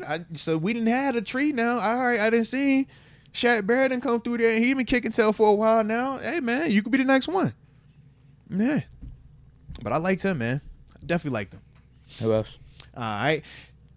There was another edge rusher also out of USC. I should have got his, oh my goodness. Last name was Bird. Oh, man. Where is the daggone thing? Because this is when I got the text. Is it Solomon Bird? USC edge rusher. Defensive end. Yeah, speed rush dude. Good get off on him. Let me see. Hold on. Should be him. Yeah, Solomon Bird. Yep, 6'2". Yeah. Not many highlights. Yeah. Well, like I said, in the game, I saw the burst. I haven't went back and watched him enough yet, and this was also, like I told you, when I got the text. So it was kind of like everything kind of went kind of cray at that time. But seeing the burst, seeing the get off, that was the one thing that stood out to him. He was cooking. It was whoever the right tackle was. I forgot the guy's name in the All-Star game. Bro, he cooked him about 2-3 times back-to-back speed rushes, causing some havoc over there.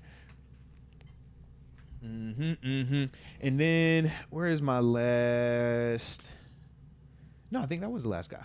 That's it? Yeah, that was the last guy. Yep, that was the last guy. Because, like I said, after that, I got distracted, as you can imagine. All right? But them was the ones that kind of jumped off to me early on.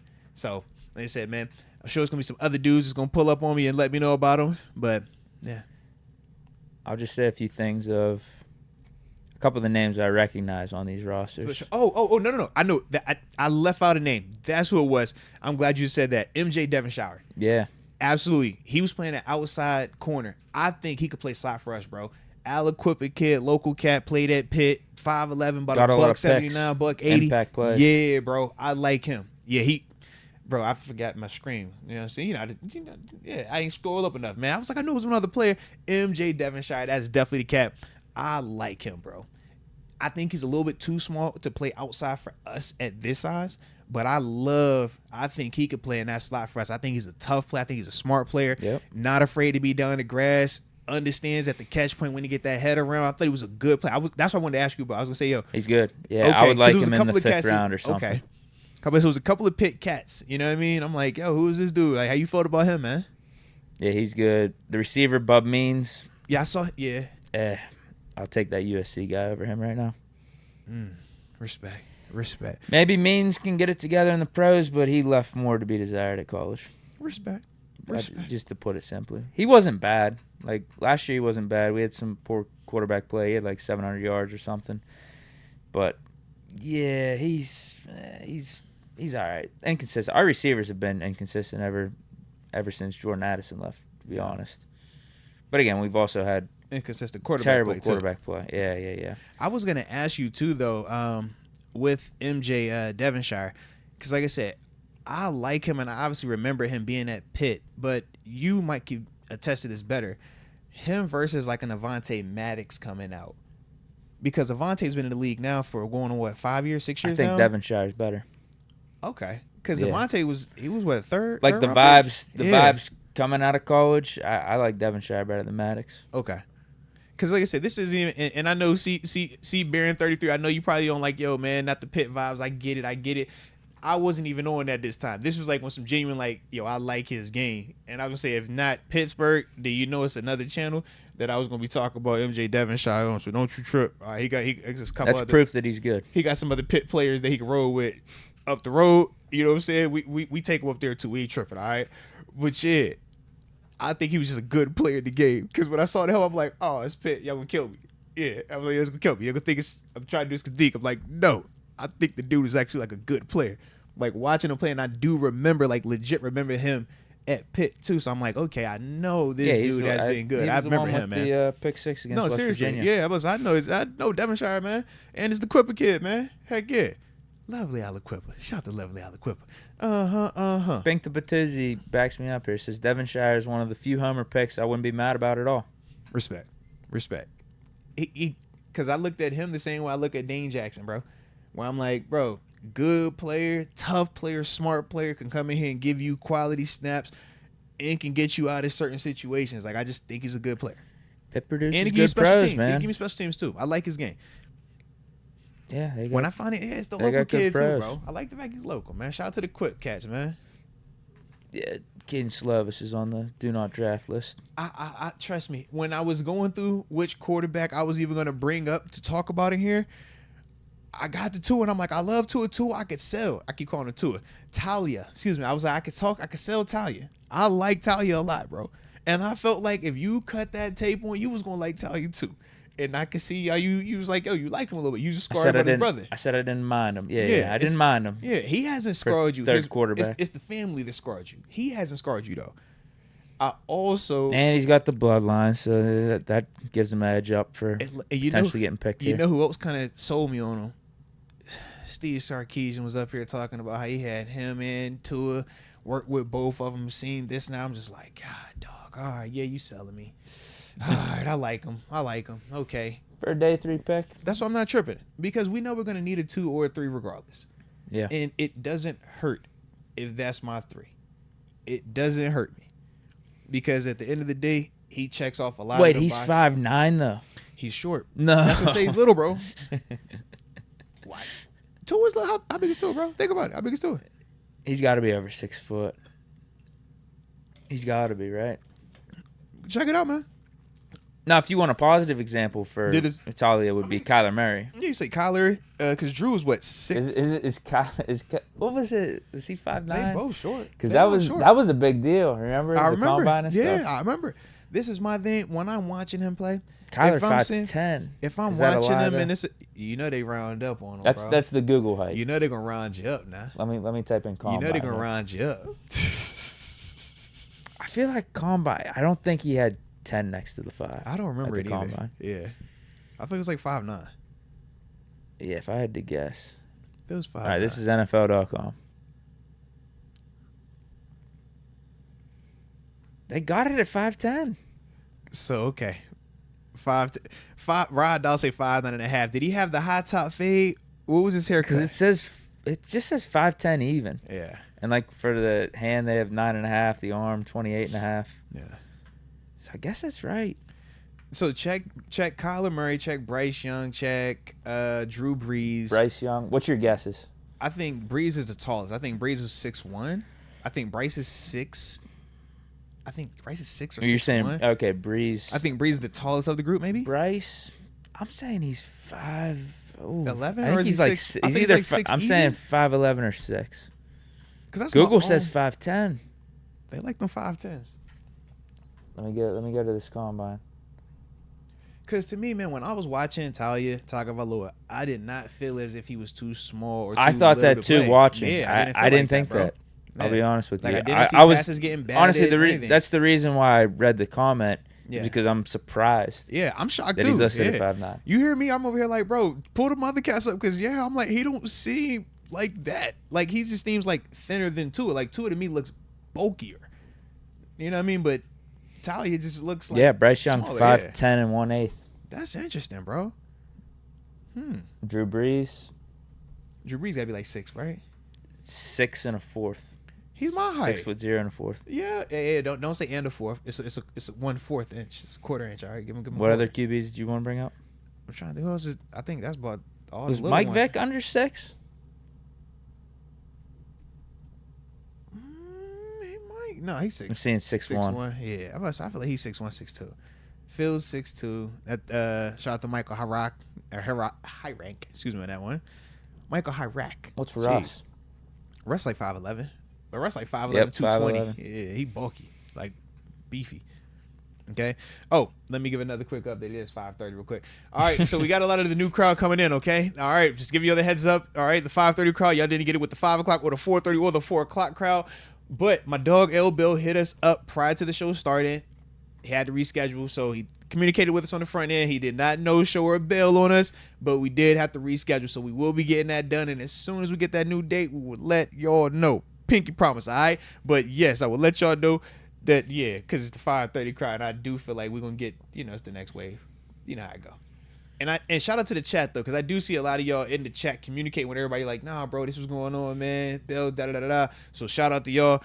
All right, but yeah, this was going on. So that's why we was proceeding with how we proceeding right now. It's crazy we got the 5:30. Stick around. We're having a great show. We're going through quarterback heights. Heck yeah, man. Not just quarterback heights. More importantly, talking about some of these quarterbacks, that could make their way onto this Steelers roster. Right now, it was Talia Tagovailoa. So is that it for the Shrine Bowl, or we got anything else to talk about? No, those are the main ones from the Shrine Bowl. I have a couple of other names that I'm going to go back and look more into. I just didn't get a chance to, watch them enough or see enough of them in the game, if that makes sense. I might have saw a player or two here or there. Might have saw some reports about them, but I just physically didn't watch enough of them in the game to feel good enough to, let me talk about them. But in terms of their names, just so we can all be on the same page, Josh Wallace is the cornerback. You got a corner out there. It's Sudiata Anderson, he was another pass rusher as well. What's the other cat? Jeez, it was a safety. Oh, there you go. Dadrian Allure, Demerson, and then there was a wide receiver, Isaiah Williams, that I want to check out. So I'm going to go back and look at all of those dudes, and then I'm going to come back with my full report on everything else. But outside of that, those were the main takeaways that I had from that game in terms of players potentially that we should be interested in. Kenneth Moses says, I met Vic, and I'm 5'9", so if he's 6'1", so am I. Shout out to the Hovey, bro. Shout out to the Hovey. Can you attest to that? Hey, man, I'm not knocking Vic's height. Vic is tall enough, okay? Y'all know, man, Vic like one of my all-time favorites. So, yeah, I'm just, yeah. Yeah, if he's shorter than 6'1", it's even more impressive what he was able to do. I'm like, bro, that's Vic. Like, man, it's smooth. I ain't seen a lot of passes getting batted down with that, man. That dude's special. What, go back to some of these super chats then? Yeah, what else were we going? I feel like it was something else we had on our joint today. Oh, Super Bowl. I'm an idiot. I was like, yo, what was I was like one other topic today. Yeah, so yeah, super chats, and then we'll finish with the Super Bowl stuff. Yeah. Okay. Yeah. Let's go, UW. Oh yeah, this is another name I recognized on the roster list. Honestly, the only guy outside of Pitt and Frank Gore Jr. and Tagovailoa, this is the only other name that I recognized. Easton Gibbs. Yeah. And that's because of Let's Go UW promoting him all season. Yeah, Let's Go UW literally shot an email for me to like check him out even more so. And like I said, he said he should have been one of your stars in the Shrine Bowl. Trust me. That's why I said I'm not finished. I'm going back through. And I already shouted you out early on. I remember, no, this is at 5 o'clock. I was like, y'all, I feel like I've already said Easton Gibbs. I was talking to you about him. So yeah, trust me. I'm going back to specifically look for him because at the moment when I was watching it, to give you full transparency, like I said, this supposed to be filler content. So I said, let me get the highlight players. People like offense, you know what I'm saying? They want to hear about the wide receivers, the quarterback, stuff like that. Yeah, I was surprised. So yeah, you went right to the offensive yeah, that's players. why I was, because it was supposed to be filler content. It wasn't supposed to be though. We're gonna do a whole hour of this. Otherwise, I'll give you O-line, D-line, and everything else in between. Because it was a cat from UNC down there also. Murphy. I think it was Marlon Murphy or Myron Murphy. I think of Myron Murphy, interior D lineman. He was another guy I wanted to look more into. All right, but at the time, like I said, it was you know what I mean. So I'm gonna go back. I got you though. Trust me, I want to check out your man's though because you've been batting about 100% on your prospects that you send our way, man. You be having some dogs over there, so I do respect you, and that's why, like I said, I'm gonna make sure I go back and check you out. Brent says, I like the Smith hire, but worry about this style of running. You need guys that are, able to win and win in a hurry, man, and not just position block, but gain ground on these dudes. That was one of the things when you're talking about Tennessee that made them so unique during that time frame. They spent a lot of money on that offensive line during that time, 18, 19, 20, drafting first rounders and paying them in free agency.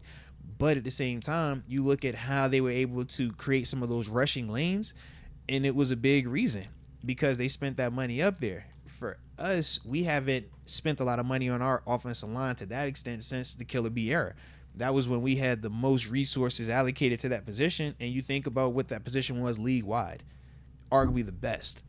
So, to me, I think it's pros and cons to us going tackle and center in the first 2 rounds because we're going to feel a lot better about our pass protection and we're going to feel a lot better about just winning in the run game if we're bringing in first and second round level talent to that position group. We say Broderick Jones. Broderick Jones came here and played right tackle out of position, and we felt an uptick in his production.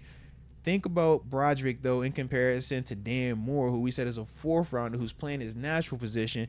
And at times, we're like, yo, he's overachieving. And we're like, yo, Broderick is nicer than him already. Right? Chooks, 3rd round pick, if I remember correctly. Another one of those dudes where it's like, you see the talent, you see where he plays well, but you also see some of his limitations.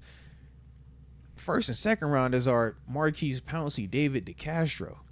That's a different type of conversation. Tyron Smith, Trent Williams, those are different type of animals, So when you have those type of guys, heck, we can even talk, in the division, man. We've seen a Marshall Yonda, what that has meant, right? In terms of interior offensive linemen. We're looking at what Creed Humphrey and the cat in Baltimore are doing right now, right? We're seeing how even when you have a stud center or even Alex Mack when he was in Cleveland or even Atlanta, it's like, man, when you got those type of dudes, it makes everything else around you better as well, because those guys are still force multipliers also. So I'm not against it, but at the same time, I can see why it's not the most sexy. He's saying he's concerned about that. Yeah, he's like he's worried about us going tackling center with the first 2 picks. I'm like, no, I want a cornerback thrown in there. I want us to get a nice CB2, so maybe we address that in free agency. Yeah. But if we go center tackle, I don't care. Yeah, to me, I'm like that number one is going to raise the floor of this offense, because we're going to have a way better running game, because those backs that we got are good. But now you're going to give them even more space. They're going to get even more push up front to help them out. Quarterback play. It's a lot easier to play quarterback when you got protection. When you're not worried about, am I getting strip sacked? Am I about to get rolled up on? Do I got to duck hot? Look at Bryce Young. Look at CJ Stroud, prime examples. One got better protection. One got not so good protection. One look a lot more comfortable. One look like he under the rest every single snap. We talked about Kenny at times and how we feel like he might have PTSD from times. You know, he didn't got it a little bit. So that, to me, man, would be an asset. I think it would help us if we did spend a little bit more resources on that position. Because right now, It seems like we spend resources at the sexy positions, and then we complain in season about the protection. We complain in season about running game. We complain in season about, man, why the D-line ain't do this? It's like, yo, but all our resources at corner, it's either this or that's special. You know what I mean? So it's like, if we want this to be better, we do need to spend on that. And that's also what Andy Weidel is here for. That's one of his big staples.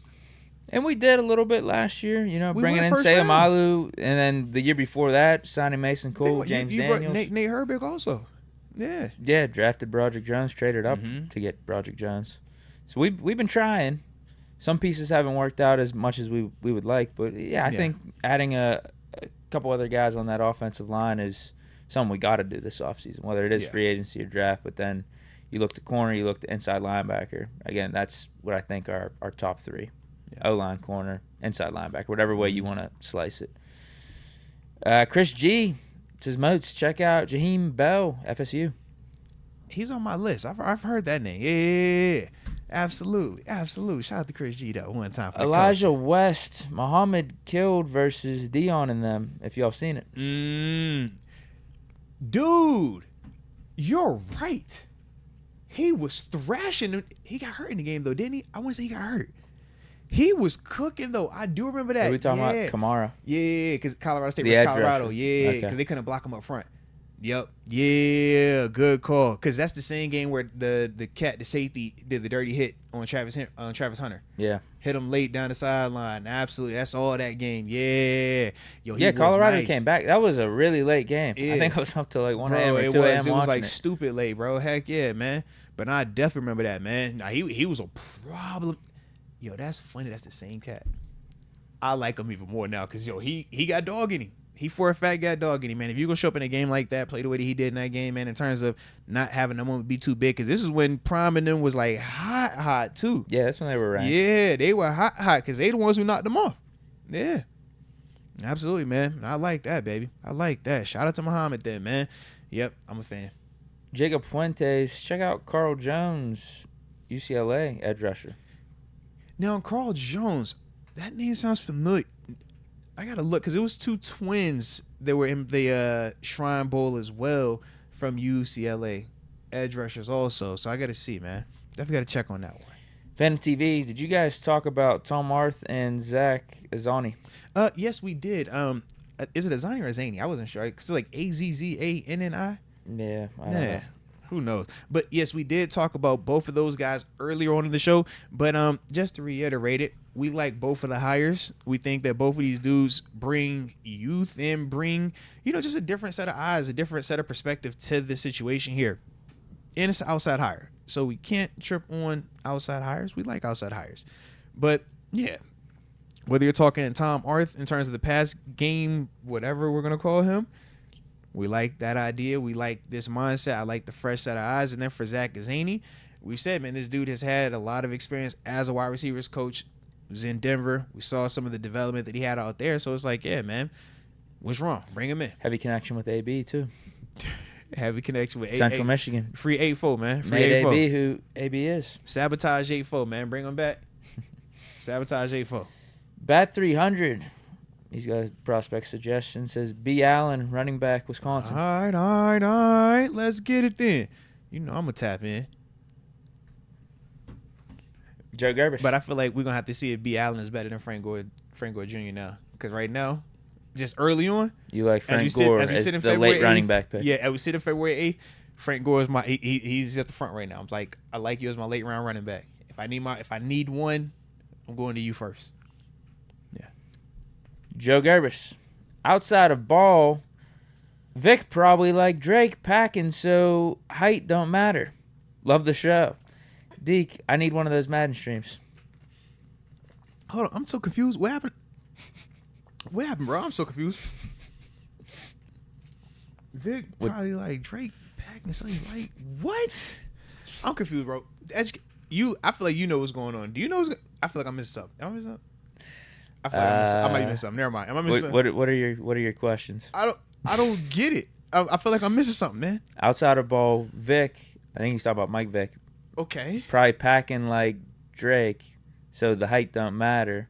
What? Love the show, Deke. I need a Madden stream. Packing like Drake? What is he pack? Oh, man, I'm confused, bro. I don't know what this is about. Why would he say that? There was a Drake leak that took place a day or two ago. Wow. Y'all are wildin', bro. So that's what he's referring to. Oh, what? Y'all are out of pocket. You was looking. Did you see it? Oh no, man! What is going on? Yo, why y'all being wild like that, man? Y'all get nasty out here. Why the internet being nasty, bro? They can all attest this. It just popped up on the Twitter feed. Like it just popped up on the Twitter feed. Wait a minute, bro. I don't know how it happened, Wait a minute. So Drake, that's out there, and it's just renting. You just, oh man, what is going on, man? What is, y'all gotta throw the internet away, bro. Just throw the internet away, man. Just throw the internet away. First though, why is that even leaking out there? I don't even want to know. I don't know. And why would he bring this comment up? Like, bro, I don't even know. That's yeah. I missed this. See, this is you didn't miss anything. I man. Drake, we talk about, man. Don't be typing that in. I don't want you typing. I'm about to say, don't type nothing in here. I'm about to say, yeah, keep your hands on the computer. Just keep your hands on the computer, man. Just keep. All right. Yeah, Quan said the Twitter algorithm is a mother effer. Yeah, I get it, bro.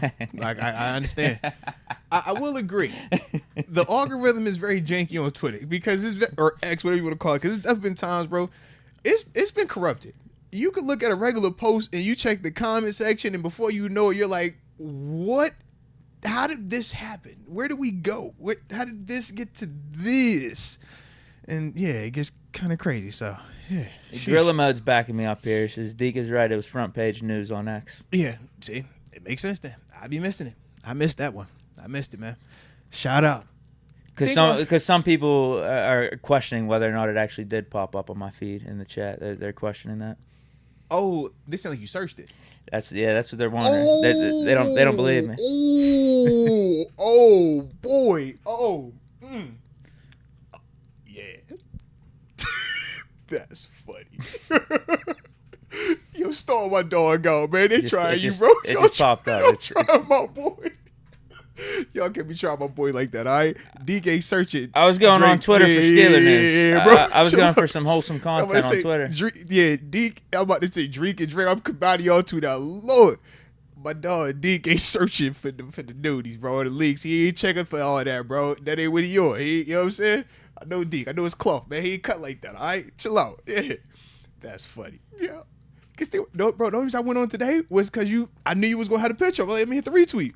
Yeah, man. Otherwise, I'm like, yeah, you were a little removed from all that happening. I missed it, bro. Yeah, I'm glad I missed it. Jeez, I said, yo, you just open it up. The algorithm gonna hit you. Like, yeah, that's real. That's real. So you're saying the Twitter algorithm does whatever it wants? Oh no, facts. Okay. And especially now that it has that like for you and following, it's times where I'll be like, bro, which section was I on? Because how did it get to whatever it got to? I'm not up here enough for it to know me like this. Anywho, so yeah, it just be wildin', bro. Yeah. Because I guess that would be the conspiracy is the Twitter algorithm like personalizing and feeding me that. That's the conspiracy they're bringing up in the chat right now. They say, yo, we want to market it to him. This is the demographic. We like this audience. This is we've targeted him. This is the what? I think your theory is more correct. I like my theory way better, better, bro. Because they play with your theory. I don't like to play with you like that, bro. They play with you, man. I think your theory is a little bit more correct. Twitter's like, yo. I think it was a very much just a trending thing, and sometimes they're just gonna throw the trending thing out there, right? Because this plain stuff, I'm just like, this has zero to do with anything that I've ever even liked or even searched up here. So why is this up here? And you saying this is for me? I'm not even up here enough for you to even know what I even like, and I don't even like that. But shit, that's funny, bro. Lee Govern says targeted ad. They was like, oh yeah, hey, we're gonna put some money behind this one right here. Spin it specifically to that account. Oh man, Pittsburgh tidy, yo, you're a wally. All right, these questions are out of pocket. All right, hey, be easy. Rod down, don't be asking no questions. I just let my dog live, man. All right, yeah, wow, yeah, stay off my dog, man. Yeah, I'm really glad I missed that one. Yeah. Oh man. Twitter's out of pocket. Shout out to X. Any response to Joe Gerbis' comment though? Now you know the whole story. Now that I know it, I'm staying 100% away from this comment. I don't want no parts of this comment. You don't want to comment on Vic or Drake? Neither. I'm good on all of that over there, man. Like, yeah. That's where it's even great. Wow. Well, I'll be. Well, I'll be, Deke. What's so funny? What's so funny? Just say it, bro. It's just crazy, man. Just speak of the devil, you know. You just never know who's gonna pop up in the chat and just, I just seen a familiar face. That's it, man. Seen a familiar face. Life is crazy. Joe Gerbis, the guy that made the comment, said my algorithm had Rappaport, so whenever he popped up on Twitter, it was Rappaport, and then just went to the Drake leak. Yeah. Because I was gonna bring that up. Like Joe Gerbis was the one that paid for that comment. I was just saying, how you go? I said it go from Rappaport to Drake nudes. All right. Oh yeah, that's pretty wild, man.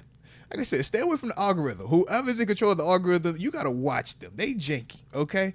They real janky. Yeah, because that's out of pocket. I don't know why they playing with y'all like that, man. I'm glad I missed it. Like I said, I'm gonna just cleanse just throw the phone away. Just cleanse it, bro. Yeah. That would have, man, I would have, jeez. All right.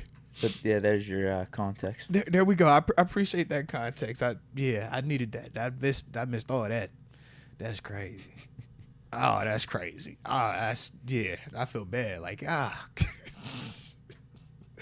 Joe Gerbis, why you was on that, bro? It's like, it's so unnecessary, man. Do we present that type of... we ain't even got that type of vibe. It's so brain out of like, yo. It's crazy. But he said it was trending, so... Yeah, I don't know what he was... I think he might have wanted your opinion on Vic there. I mean... I don't have an opinion on nothing with that comment. I think that's what he was going for. I'm all the way good on that comment, bro. I'm just good. All right, I don't even have an opinion on this. I don't even care. You got it, bro. I think that's what he was going for. It's all good, bro. He just didn't straight up ask, but that was like his way of like trying to see if you had a reaction. UFC, you got me for sure. Yo, because and low key now that I'm getting more the context, I'm thinking about. I'm like, did Joe Gerber search it up? And he was trying to see who else kind of seen it. So he's like, let me just throw it there as a super chat. And yeah, maybe that might be true too. Then we might just a lot of questions for Joe Gerbis right now. Said it could be, bro. It definitely could be. It might be a better interview than having Bell on. Yeah, it definitely could have been. He's like, we could He's like, let me just throw this out here real quick and let's see. Hey, oh, y'all ain't do that too? Oh, all right. And if we'd be like, oh yeah, we seen. I know exactly what we're talking about. Like, oh yeah.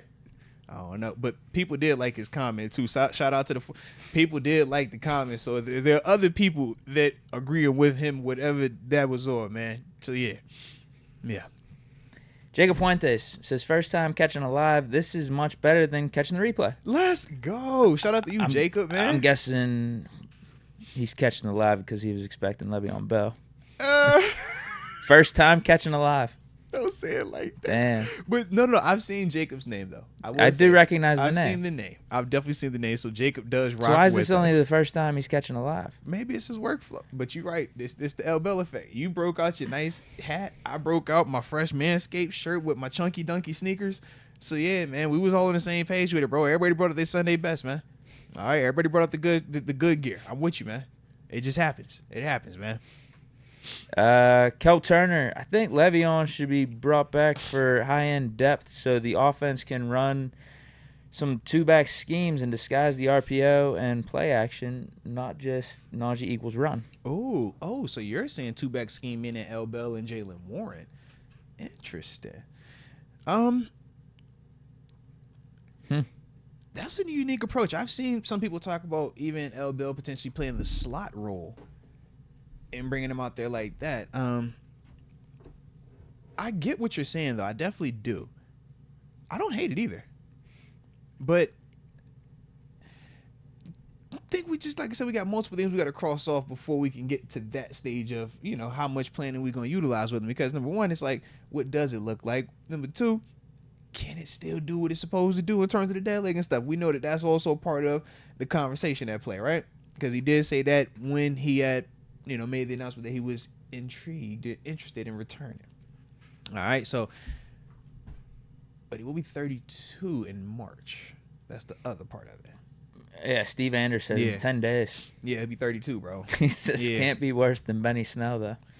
This is also true. No slight at Benny. No slight at Benny, but L Bell is still, to an extent, it's like, this is L Bell. Like, it ain't L Bell, but it's like, it's still L Bell. Better than Anthony McFarland as well. L Bell. Yeah. That is fair. Better than some of the traditional RB3s we've had on the team for the last, few years. Yeah.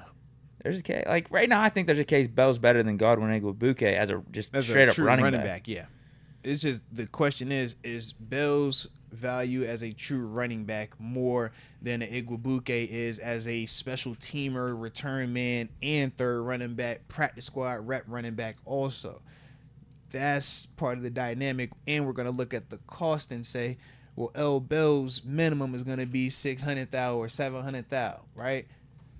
A rookie's minimum is going to be about $400,000 to $500,000. You know what I mean? So it's just like, even in that vein, is it still making the most sense? But then the intangible parts are, well, L Bell walking around that building, you seeing L Bell work, L Bell in that meeting room talking about how he sees certain things from a protection standpoint, a route release standpoint, or even when he's running the football standpoint, that's invaluable. You know what I mean? That's certain things where you're just like, you can't put a price tag on that.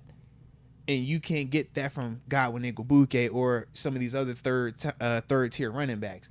This is very similar to when you're watching Leonard Fournette hop on in different places. We talked about Latavius Murray hop on in different places. And if you think about all three of them dudes, they've all been on the circuit. But at one point in time, well, at least two of them dudes were, elites at a time, and Latavius was a guy. Yeah. So it's like you see how they're aging and how they're still able to bounce around because of what they bring.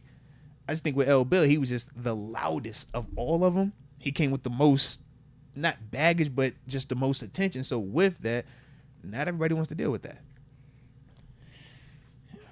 Yeah, his fall from grace was bad too. Yeah. Maybe just more highlighted, I guess, because he went from Chiefs. Because he was electric, bro. And none of them dudes got as big Ravens, as L Bell, though, bro. And then Bucks. Those last three teams, he went to high-profile teams that were in, championship type of contention. And it's L and Bell. it just fell flat. So that's why he didn't get the other chance. But then he also announced that he was gonna do boxing too. And he did box. He fought 3 times. So he didn't really give himself that great of a chance to continue his career. He didn't do all right, I'm still Adrian Peterson, I'm taking Washington Redskins, I'm taking Detroit Lions, I'm going any and everywhere, and I'm still quiet and producing. That wasn't the vibe. He went and boxed. We ain't tripping on it. But that was definitely the approach though, man. Let's go UW. I don't know if CB2 will be a draft pick. The organization seems to want to bring back Wallace. They may take a guy to develop behind Levi. I honestly like them bringing back Levi and bringing a guy to develop behind him. I think it's a lot easier on the guy that's behind him. To me, Levi is not as bad as the perception is around him. Never has been. You just have to understand what he is, and in the correct role, you appreciate Levi Wallace. We just, got banged up, got thin, and before you know it, it's like, yo, you got to be bigger than what you typically would play at, but in the right situation, man, Levi is definitely fine. We got JPJ now, and that's a lot more established, so that's the guy that takes on the freaks over there. Levi Wallace as a 2, you're going to like a lot more, and we felt that once JPJ rose to being the guy. We felt that. It was like, yo, we know with Levi, he's going to make the tackles he's supposed to make. We know certain things he's going to struggle with, but that's Levi, When you play the game of just trying to get, corner after corner after corner, you're going to have some of those misses that come with it.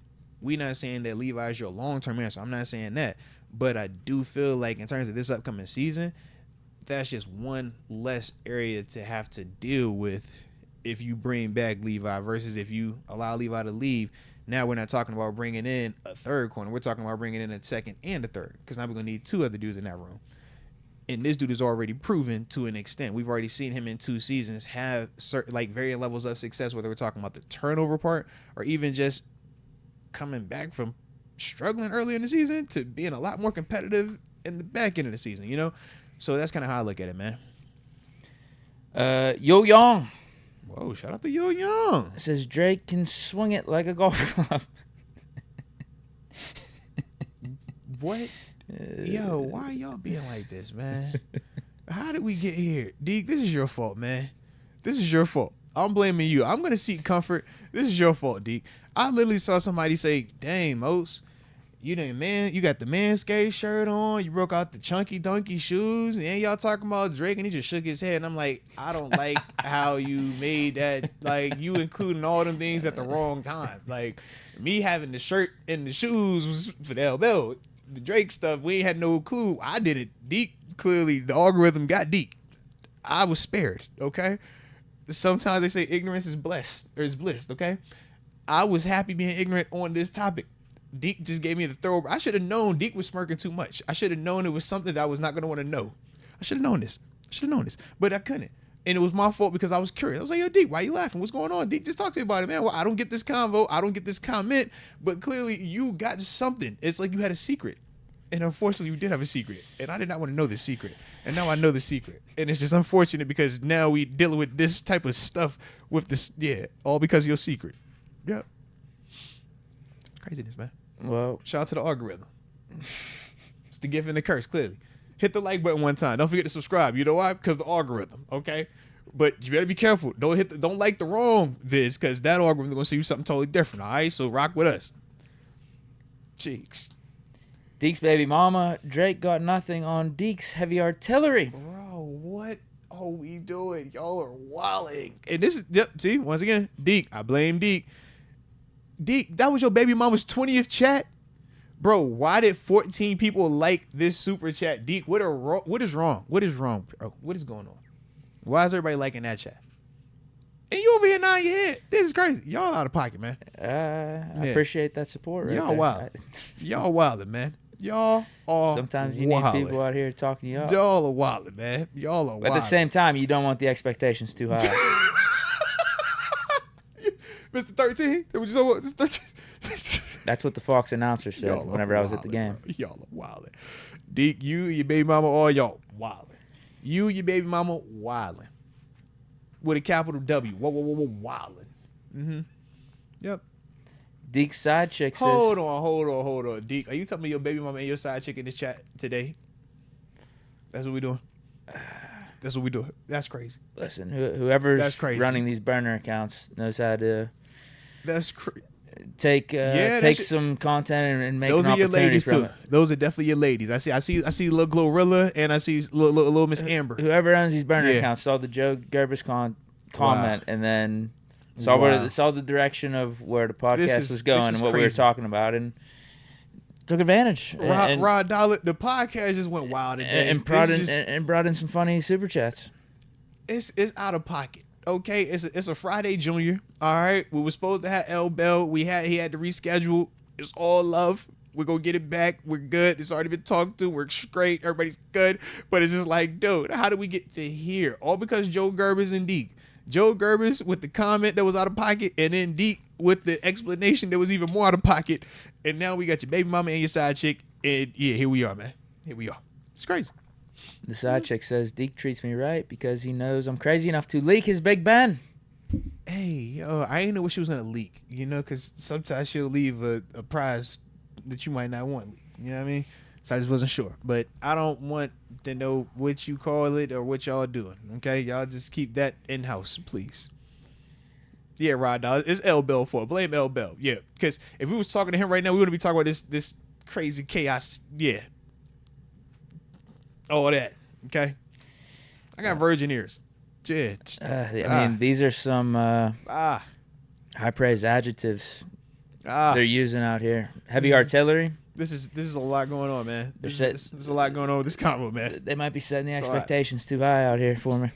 Just a lot going on, man. Just a lot. Start all we got here, man. Don't know what we got here. Anywho, yeah. You appreciate the high praise, but I don't want to hear any of this high praise. They might be setting me up for failure. Hey, look, man, that needs to be in-house. Tell your ladies the in-house praise you. This is public. We don't want that on the public platform like this, all right? It's kids out here, man. D said, hey, bro, we passed that 10-minute mark, man. We can get active on the show now. Y'all are crazy. Hey, this is the chat. So, yes. Here we are. Now, Elijah West says, trade Deontay for a second. There we go. We getting back on track now, okay? I don't want to trade Deontay for a second, but I can get behind that convo way better than the way we was going, okay? But I would ask Elijah, why do you want to trade him, and specifically for the second-round pick? Because I get it if you are trying to offload the contract, which is fine, but at the same time, you're still going to have to replace the talent. Can we guarantee that the second-round pick is going to be, at least adequate to what DJ is right now?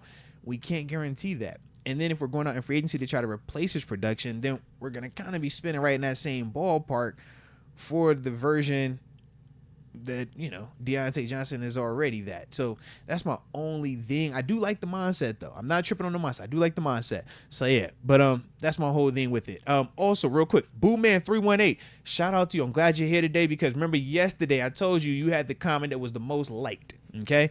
The most liked super chat comment. And it said, man, we're going to start doing a little fun little thing. So I wanted to give you one of the stadium bags that we have, the little clear, drawstring bags. But I didn't have your information. So what I need for you to do is shoot me an email to moatswinners@gmail.com. And then that way we can get the dialogue going. I can get your info and I can sing you what I want to sing you, all right? But Boomman318, appreciate you once again yesterday and glad to see you back in the building today. And that does hold true for today. Hopefully, it ain't none of these freaky D. We might have to check. It might be one of the freaky D comments getting too many likes in here because your baby mama got 15 likes on her super chat comment and then your side chick got 13 likes on her super chat comment. And I'm telling you right now, Deke, I'm not sending nothing to either one of them, okay? I'm just telling you right now. It doesn't. They can have 100 likes on these comments. I'm not. Well, the owner of those accounts would have to reveal themselves, right? You're also right. And what if it really is Glorilla and what if it really is Amber? I would really be nervous / super impressed that you've had these type of high profile baby mamas and we'd have known each other this long and I've never heard it or seen any type of like, yo, you're a spy. You're James Bond. All right? That's what I'm going to say. You're James Bond. Okay? But if it's not that, then yeah, I don't even want to talk to these people, okay? I'm not sending nothing. I'm just throwing it out there. So yeah. Because y'all are wild. Let's go, UW. How does that even work? Do y'all like watch the games together? Who? Like the Super Bowl. You gonna have your baby mama and your side chick just sit there like that? How y'all doing that, man? Because it seems like y'all got like this cool little dynamic going on, man.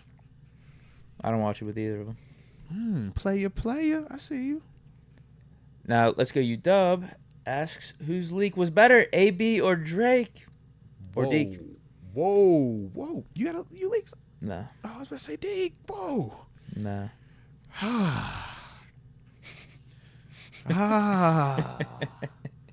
What? Why is that? Why would you ask that? Deke, You a better judge than me, man, because you've actually seen the Drake. I ain't seen the Drake. Now, I don't want to see it either. I'm good on both. I'm good on all of it. You comparing contrast. Which league was I would have better? preferred not to see either one, so I don't really have like I don't really have an answer. One's a Steeler.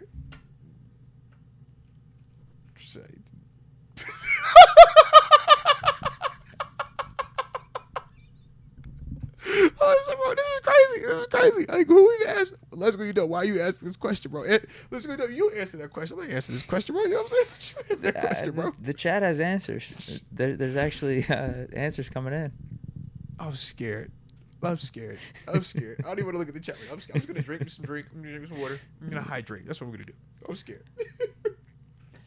J Dub says AB's shit was funny. Drake was solo stroking. No comparison.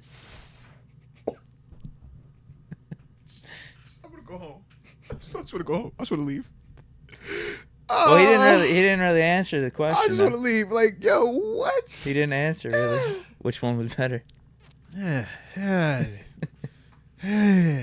Let's go. You done? Why? This is why. Why you gotta ask that? Why? You see what this does? This is not a mature enough podcast for you to be asking and doing this type of stuff. Okay? You see the type of people we are. You see what type of crowd we are. You see the chat. Okay, Leah Warren, I'm with you. That's exactly how I feel, Leah. I feel exactly how you feel, okay? Because this is completely out of pocket. It's completely out of pocket, man. It's crazy. Leave me alone, JW. Leave me alone. I don't want to talk about none of this. I don't know what y'all got going. I don't know how y'all be getting like this, man. It seems like they keep bringing up the topic. No, that's how I can tell. I'm like, y'all keep coming back to it. And it's not even just regular. Like, we talked about it because it was a paid super that was followed up by multiple other paid supers. And you know how we feel about the supers. Like, yo, we gonna do it. But it's like, what we doing? Y'all are wildin'.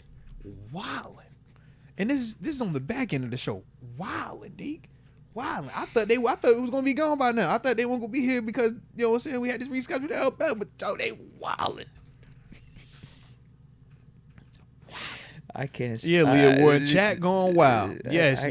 I can't stop laughing at these comments. Leah said, we are the freaky bots today. Yes, 100%. Deke, we thought we had got through the freaky bot stage clean. We thought that all the Deke's little whatever he be searching was done and we were good. But clearly, y'all just taking on the role of that. Clearly, that's what's going on. Okay? Yeah. How do we get here? How do we get here? Okay? Nat G actually wants us to ask Bell which league was better whenever Bell's on. Hey, yo. Like, yo, L. Bell, actually, since, you made us reschedule and we had to reschedule on that specific day, and this is all that we had to talk about because of this is when the interview would have been happening. Yeah, you got to answer this question, bro. Okay? Yeah, Killer B or God's Plan? Which one you rolling with? So we got to ask. All right. We got Elijah West saying he just wanted to change the combo. LOL. Yo, I'm with you, bro. Because we be worried about that one. Yeah, you got the whole other one you got to be worried about, bro. Because this is out of control. You know what I'm saying? It's out of control, man. It's out of control. How did we get here? Juice Bellamy says, Moats and Deke, check out Peyton Wilson. Ooh, okay. All right. Let's ride. I like that. I can get behind that. That's what I needed right there. Get me back on track. Salute you. And then Matt C says, check out Derek Eason from NC State, versatile lineman, and I work with his pops, and he's from the 75. Oh, all right. Not the 75. He's from the 75, man. The crib. 757, baby. You know what I'm saying? X Concepts also says, Glorilla ain't a flex, LOL. Oh, yeah, she is, man. Glorilla be on TV. And she got a record deal. And she got #1 songs that be banging. You know what I mean? Yeah. Hot, I'm lit, yeah. You know what I'm saying? Yeah. Yeah. Okay. Let's go. Like, take another head. Like, yeah, man. Fish momentum. We need a Moats and Deke and Ambition episode. Ooh, no, we might need to. Especially because Official, you've been rocking with us and pushing hard. So, yeah, that could definitely be something we talk about, man. I like your energy. I definitely like your energy, man. And that's that for the Supers right now. This is perfect timing. It's 6:15. We're going to Super Bowl it, and then we're going to, you know what I'm saying? be about this thing. So hit that like button one time for the culture. Don't forget to subscribe. So that way your algorithm can be filled with Moats and Deke and not Drake and anything else that is getting leaked out there. Is there any other leaks? You said AB, you said Drake. We got any other leaks? You said you don't have a leak. No. So any other leaks, if y'all don't want that type of content on your page, y'all should like our stream. Okay? That's what y'all should do. Because we ain't leaking over here. All right. Here we go. Make sure I got the right thing. I think I got it. All right. Let's talk this Super Bowl. How you feeling about the game? We've talked about it. I think most would agree 49ers, better overall team, but the Chiefs have Patrick Mahomes. And he has a lot of experience in these type of moments. Not just Super Bowls, but playoffs in general. And he's the best quarterback in the league. And I guess the one thing the Chiefs have going in their favor is their defense is better than some of the Chiefs' defenses in the past during this Mahomes era. This is probably the best defense they've had, actually. Yeah. Combine that with the offense around Mahomes actually stepping up in the playoffs, it doesn't seem like they're missing that much of a beat compared to whenever they had, Tyreek Hill, Juju, because they're winning. Like, they're winning. It's not like these receivers are making the bonehead plays they were in the regular season. Like, they're actually able to keep the chains even moving. Make the big catch at the end of the game. And just play solid complementary football. I mean, that's my thoughts on it, really. How does Brock Purdy show up in a Super Bowl? He's been doing okay or good enough in the playoffs. He's been stepping up when shit's hitting the fan and you really got to start making plays and doing things. I know his starts for these last couple games haven't been as good, but he's been impressive. Yeah, he has shown moxie. He's shown that at least the moment's not too big for him. So that's another thing I'm considering. This is his first Super Bowl. As much as I want to talk about Purdy, and I like what he's done with the 49ers and that he does have a little bit of that it factor, that clutch factor. Yeah. This is the Super Bowl. You can't prepare for what you're going to be feeling going into this. Whereas Mahomes, he has a routine, as you said. Is this his fourth Super Bowl? Fourth one, yeah. Yeah, fourth Super Bowl that he'll be in. So that's just some of my initial thoughts on the game. I can tell you who I think's going to win, or you want to save that for later? No, we're going to drop this now, man. We ain't tripping. Okay. I got the Chiefs. I'm just going to go with Mahomes. No, for sure. Like I said, man, we ain't got to do no crazy long end-up breakdown on this day. But we know these two teams, man, and I agree. I do feel like the Niners have the better team, but at the same time, Mahomes is the better player. That's the guy at the most important position, and this is the classic matchup that we're all trying to see. Can it happen? Can the team with really good quarterback play knock off the unicorn on the other side? All right, because we say you either got one of them 5 quarterbacks, and if you got one of them dudes, then you feel like you're always in it. You feel like if they get hot, there is nobody that can stop them. And we say if you don't have that, the reason why we still feel like teams like us can compete with a Kansas City, can compete with some of these teams that have what we deem as top 5 consensus level quarterbacks, is this Niners approach. We're going to build up everything around you, and I need that quarterback to be playing really daggone good. He don't got to be great. He don't have to be that unicorn, but I need him playing really good. And if everything is around here and we make sure that we play our best game and we minimize all our mistakes and we are right where we're supposed to be, can that beat that? If both teams are perfect, if both people are playing perfect. And that's, kind of where I'm at with this thing. To me, I side with Mahomes because just like when I looked at Alabama, it's one of the ones where it feels inevitable. It's like, man, it doesn't matter who you bring out there. It doesn't matter how many different variations that we want to try to say this is a weakness or they can't do that or they can't win this style of game. As soon as the game is over, we're saying, well, yeah, they did figure out a way to do that, huh? Oh, we ain't account for that one, huh? Oh, yeah, he's still nice like that, huh? And it's just one of those feelings where when you're talking about a team that it just feels like it's their time, this is their time right now. But both of these teams, man, they got a lot at stake. For Purdy, man, he won the Super Bowl. This is elite tier where it's about to push him to, right? In terms of legit conversations from a historic standpoint, even just from him as a year in and year out going forward standpoint. When we talk Kyle Shanahan, it's a lot of questions about can his style, can he still get it done? Can he win the big one? That's big for him, man. But then you also think about just the players, Trent Williams, Bosa, Deebo Samuel. It's like, man, those are legacy players. Super Bowls matter for them type of dudes, man. I done been here where I've seen a Jerome Bettis, a Hines Ward with those rings and how they're viewed. I've been in Buffalo where you got a Thurman Thomas and Jim Kelly who don't have those things. And it's like, it's a different when you got that ring or not. So when I'm thinking about them Niners, I'm like, yeah, to an extent, they feeling that. But at the same time, Kansas City, it's like, man, you got a chance to win your 3rd and 4th.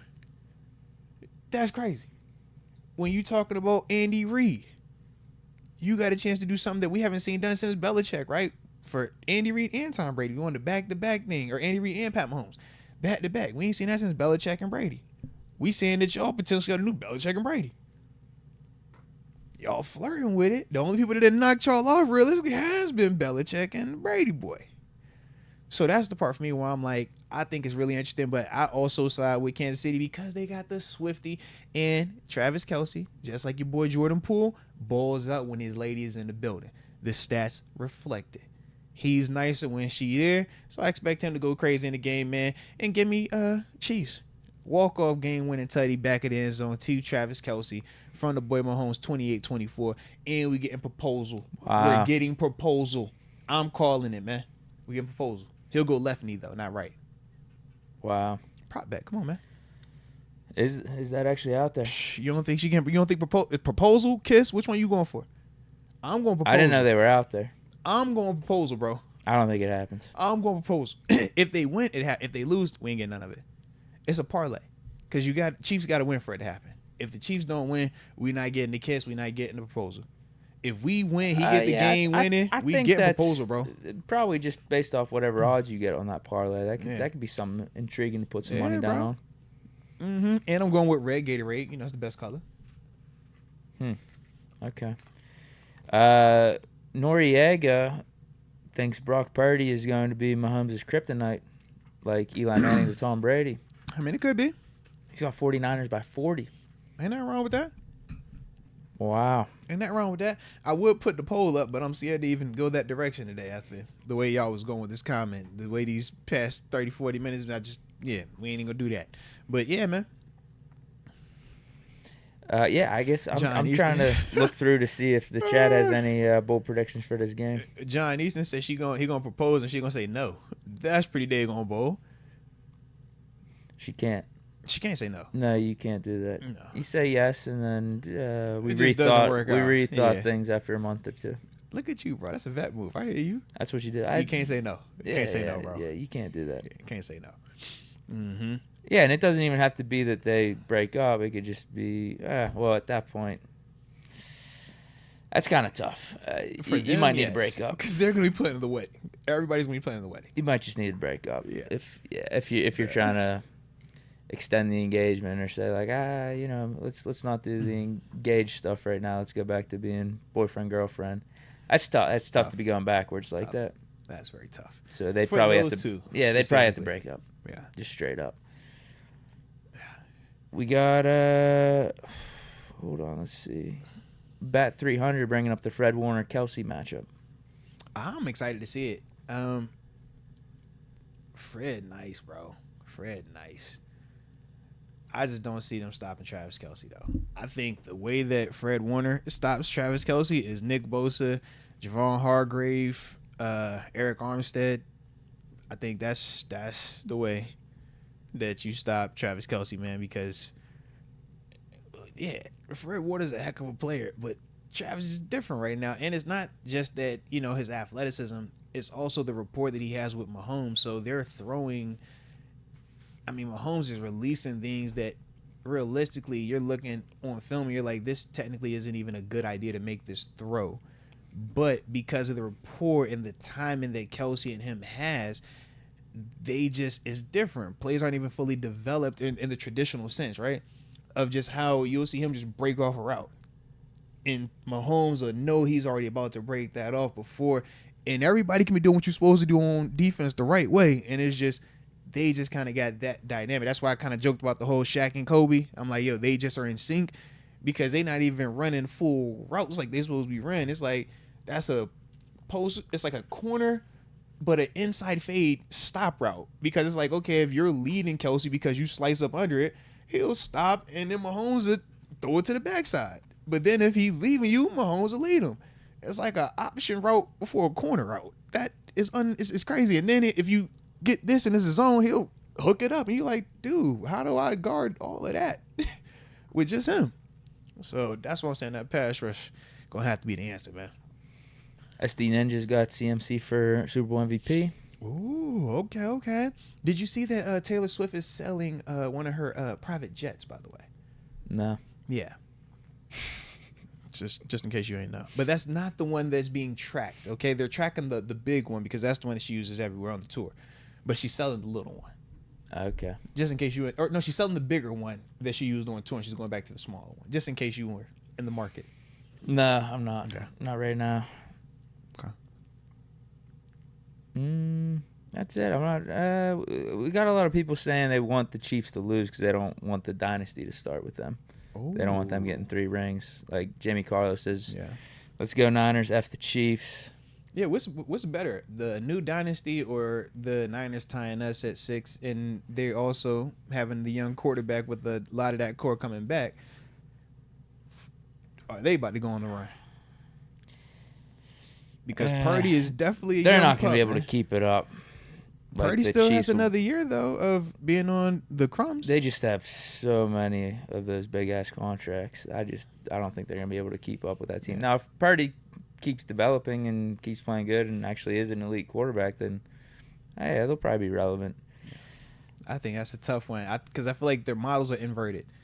Kansas City is heavy quarterback and everything around it is just kind of guys. Whereas in San Fran, it's, heavy over here, but this guy is playing like a guy.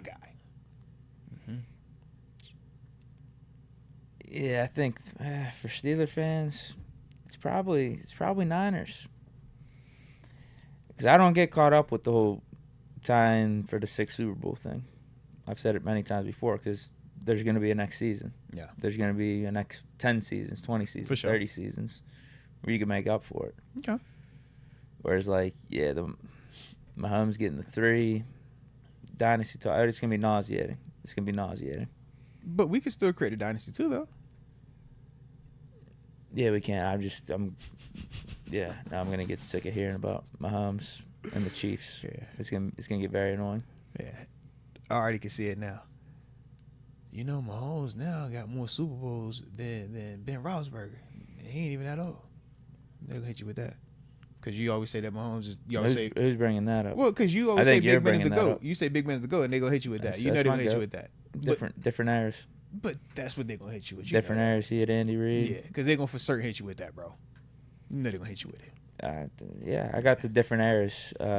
Because right now you like... Come back in my back pocket now. I like the different eras. I see you, Taylor. I see you. Different eras. Yeah, that would take Swift. I mean, she on the same thing. I'm in that different era too. Heck yeah. But, I think the Chiefs will win. Do I want them to win? Not necessarily. I'm just rooting for a good game. That's where I always get at this point once the Steelers get eliminated and just looking out there, watching good football. Yeah. Is what it is. Good food, good drink, good game. That's all I'm trying to say. Fire commercials. With Doritos talking about. I know Doritos gonna have a fire commercial for the boy. I know Coke gonna have a fire commercial for the boy. What Bud Light got for us? What Bud Light got for us, man? Root against the Bills when possible. Don't do that. That's actually kind of crazy. Like, you don't have to be outlandish like that. That's actually unnecessary, man. That's what happens when you get to this point. That is actually kind of crazy, man. Like, just root for some good football. But no. I don't even know why that even came to your mind. But if the Bills are on TV, you don't mind if they drop a touchdown pass or mess up. That's actually not what we were saying. In fact, we were saying everything but that. Actually, that's actually kind of crazy. Yeah, that's exactly what we were saying. Mm-hmm.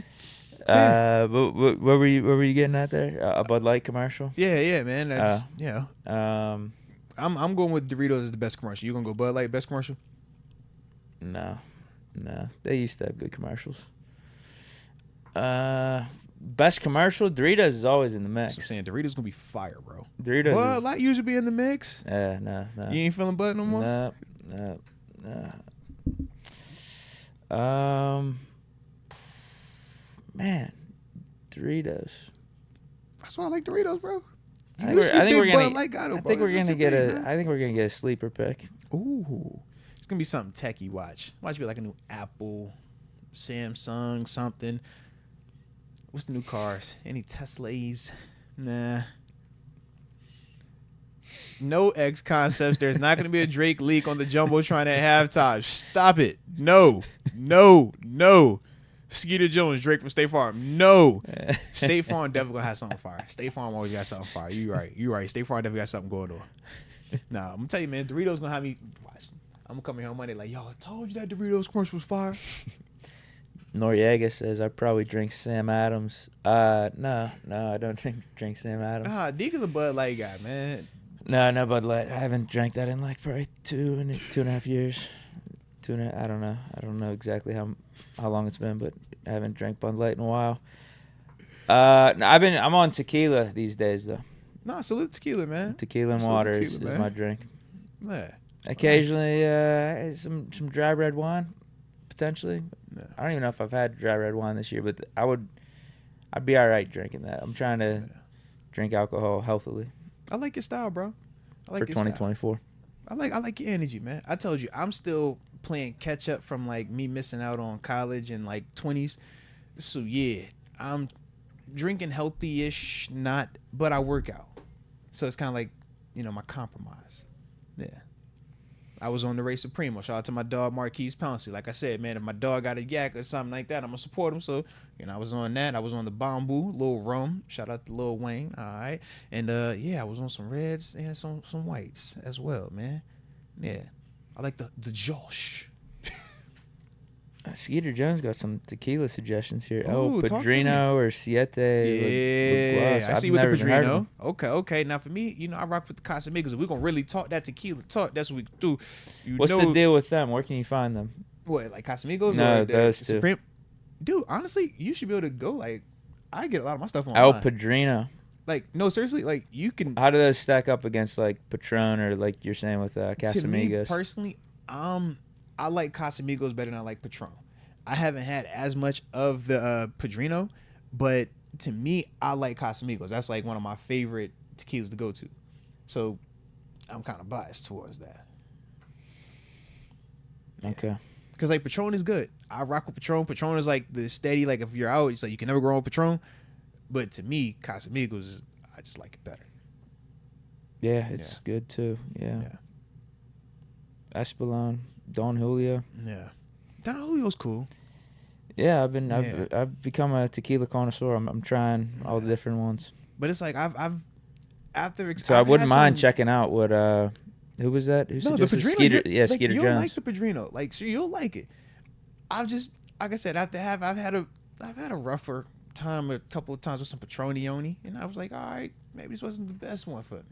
He's saying the Siete is the original Patron. Ooh, okay.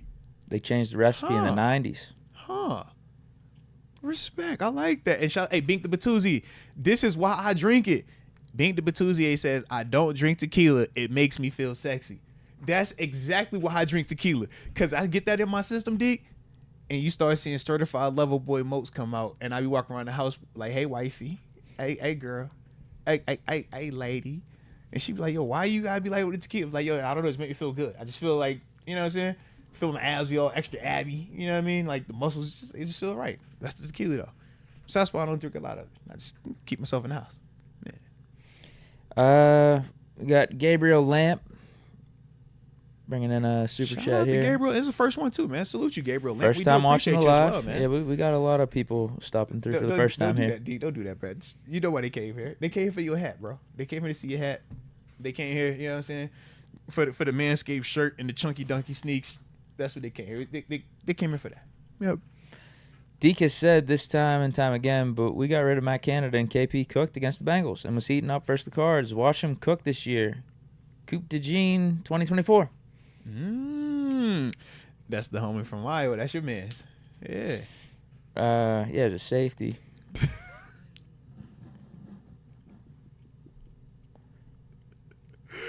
me so But hard. he's right about He's KP. a good player, bro. Yeah, I thought for that game and a half, I thought things were looking up for him in the offense. Yeah. Then he got hurt. But one of my bigger knocks on KP is he's just not as available as I'd like. yeah. But that's the beautiful reason of why he's gonna get another opportunity this offseason, man. And hopefully everything's gonna work out the way that it's supposed to. But yeah, man, shoot, Deke, let me find out we done turned this into a little vibe today, man. We backdoored this into a little vibe today, Deke. Look at us. This is when we got 538 episodes together. We started talking about our appearance and what you wearing and stuff, and then we maneuvered through this thing, man. One thing leading to another. Here we are. Yeah, your baby mama inside drink pulled up with Drake. Well, let me find out. We learned a lot today. Some stuff we need to learn. Some of y'all need to go cleanse y'all. Just like the exorcist, just cleanse your minds, all right? Y'all just be cleansed. Because I don't know how y'all be getting the way y'all be getting to at times. But other than that, though, man, what you got this weekend? Anything outside of the big game, Super Bowl? Golfing. Yeah, golfing. Okay. I think I'm golfing Saturday. Let's go. It was actually nice weather today, too, man. Really good. Yeah. I like it, man. Yeah, I think I'm just golfing. Starting the golf season early. Respect. Now, you are. I was about to say, bro, early. Shout out to the Pittsburgh weather for making it happen, making it Man, possible. It's kind of like we in Florida. That's what I tell people all the time. Like, bro, it's Pittsburgh, but it ain't that bad. It's supposed to get colder next week, but yeah, take advantage of what we got right now. No, seriously, man. I like it. John man. Easton says the chat needs Jesus. This is big facts, all right? Because y'all was all the way out of pocket, just like, I don't know how y'all be getting the way y'all be getting. And I be thinking like, oh, maybe it's just this group. It's all yins. All yins. It be like the old ones, the young ones, the new ones, the guy ones, the girl ones. We was like, yo, how do y'all just get to where y'all be getting to? Like, how we get there? And y'all just be feeding into it. And then y'all send it over here, and I'm just the innocent bystander, and y'all put me in these tough positions, all right? Deke just be like, yo, I'm gonna read this one off. I be like, yo, Deke, why you gotta read that one, bro? Of all these ones, you gotta read that one? Yeah. All right. I'm innocent. I think I see comfort too, bro. So, other than that, man, life's good. Y'all stay safe out there. We greatly appreciate each and every one of y'all rocking with us today also. And, yeah, man, we will see y'all on the flip side. But either way, we appreciate you. Don't forget to hit that like button and subscribe if you have not done so. And until next time, baby. Peace.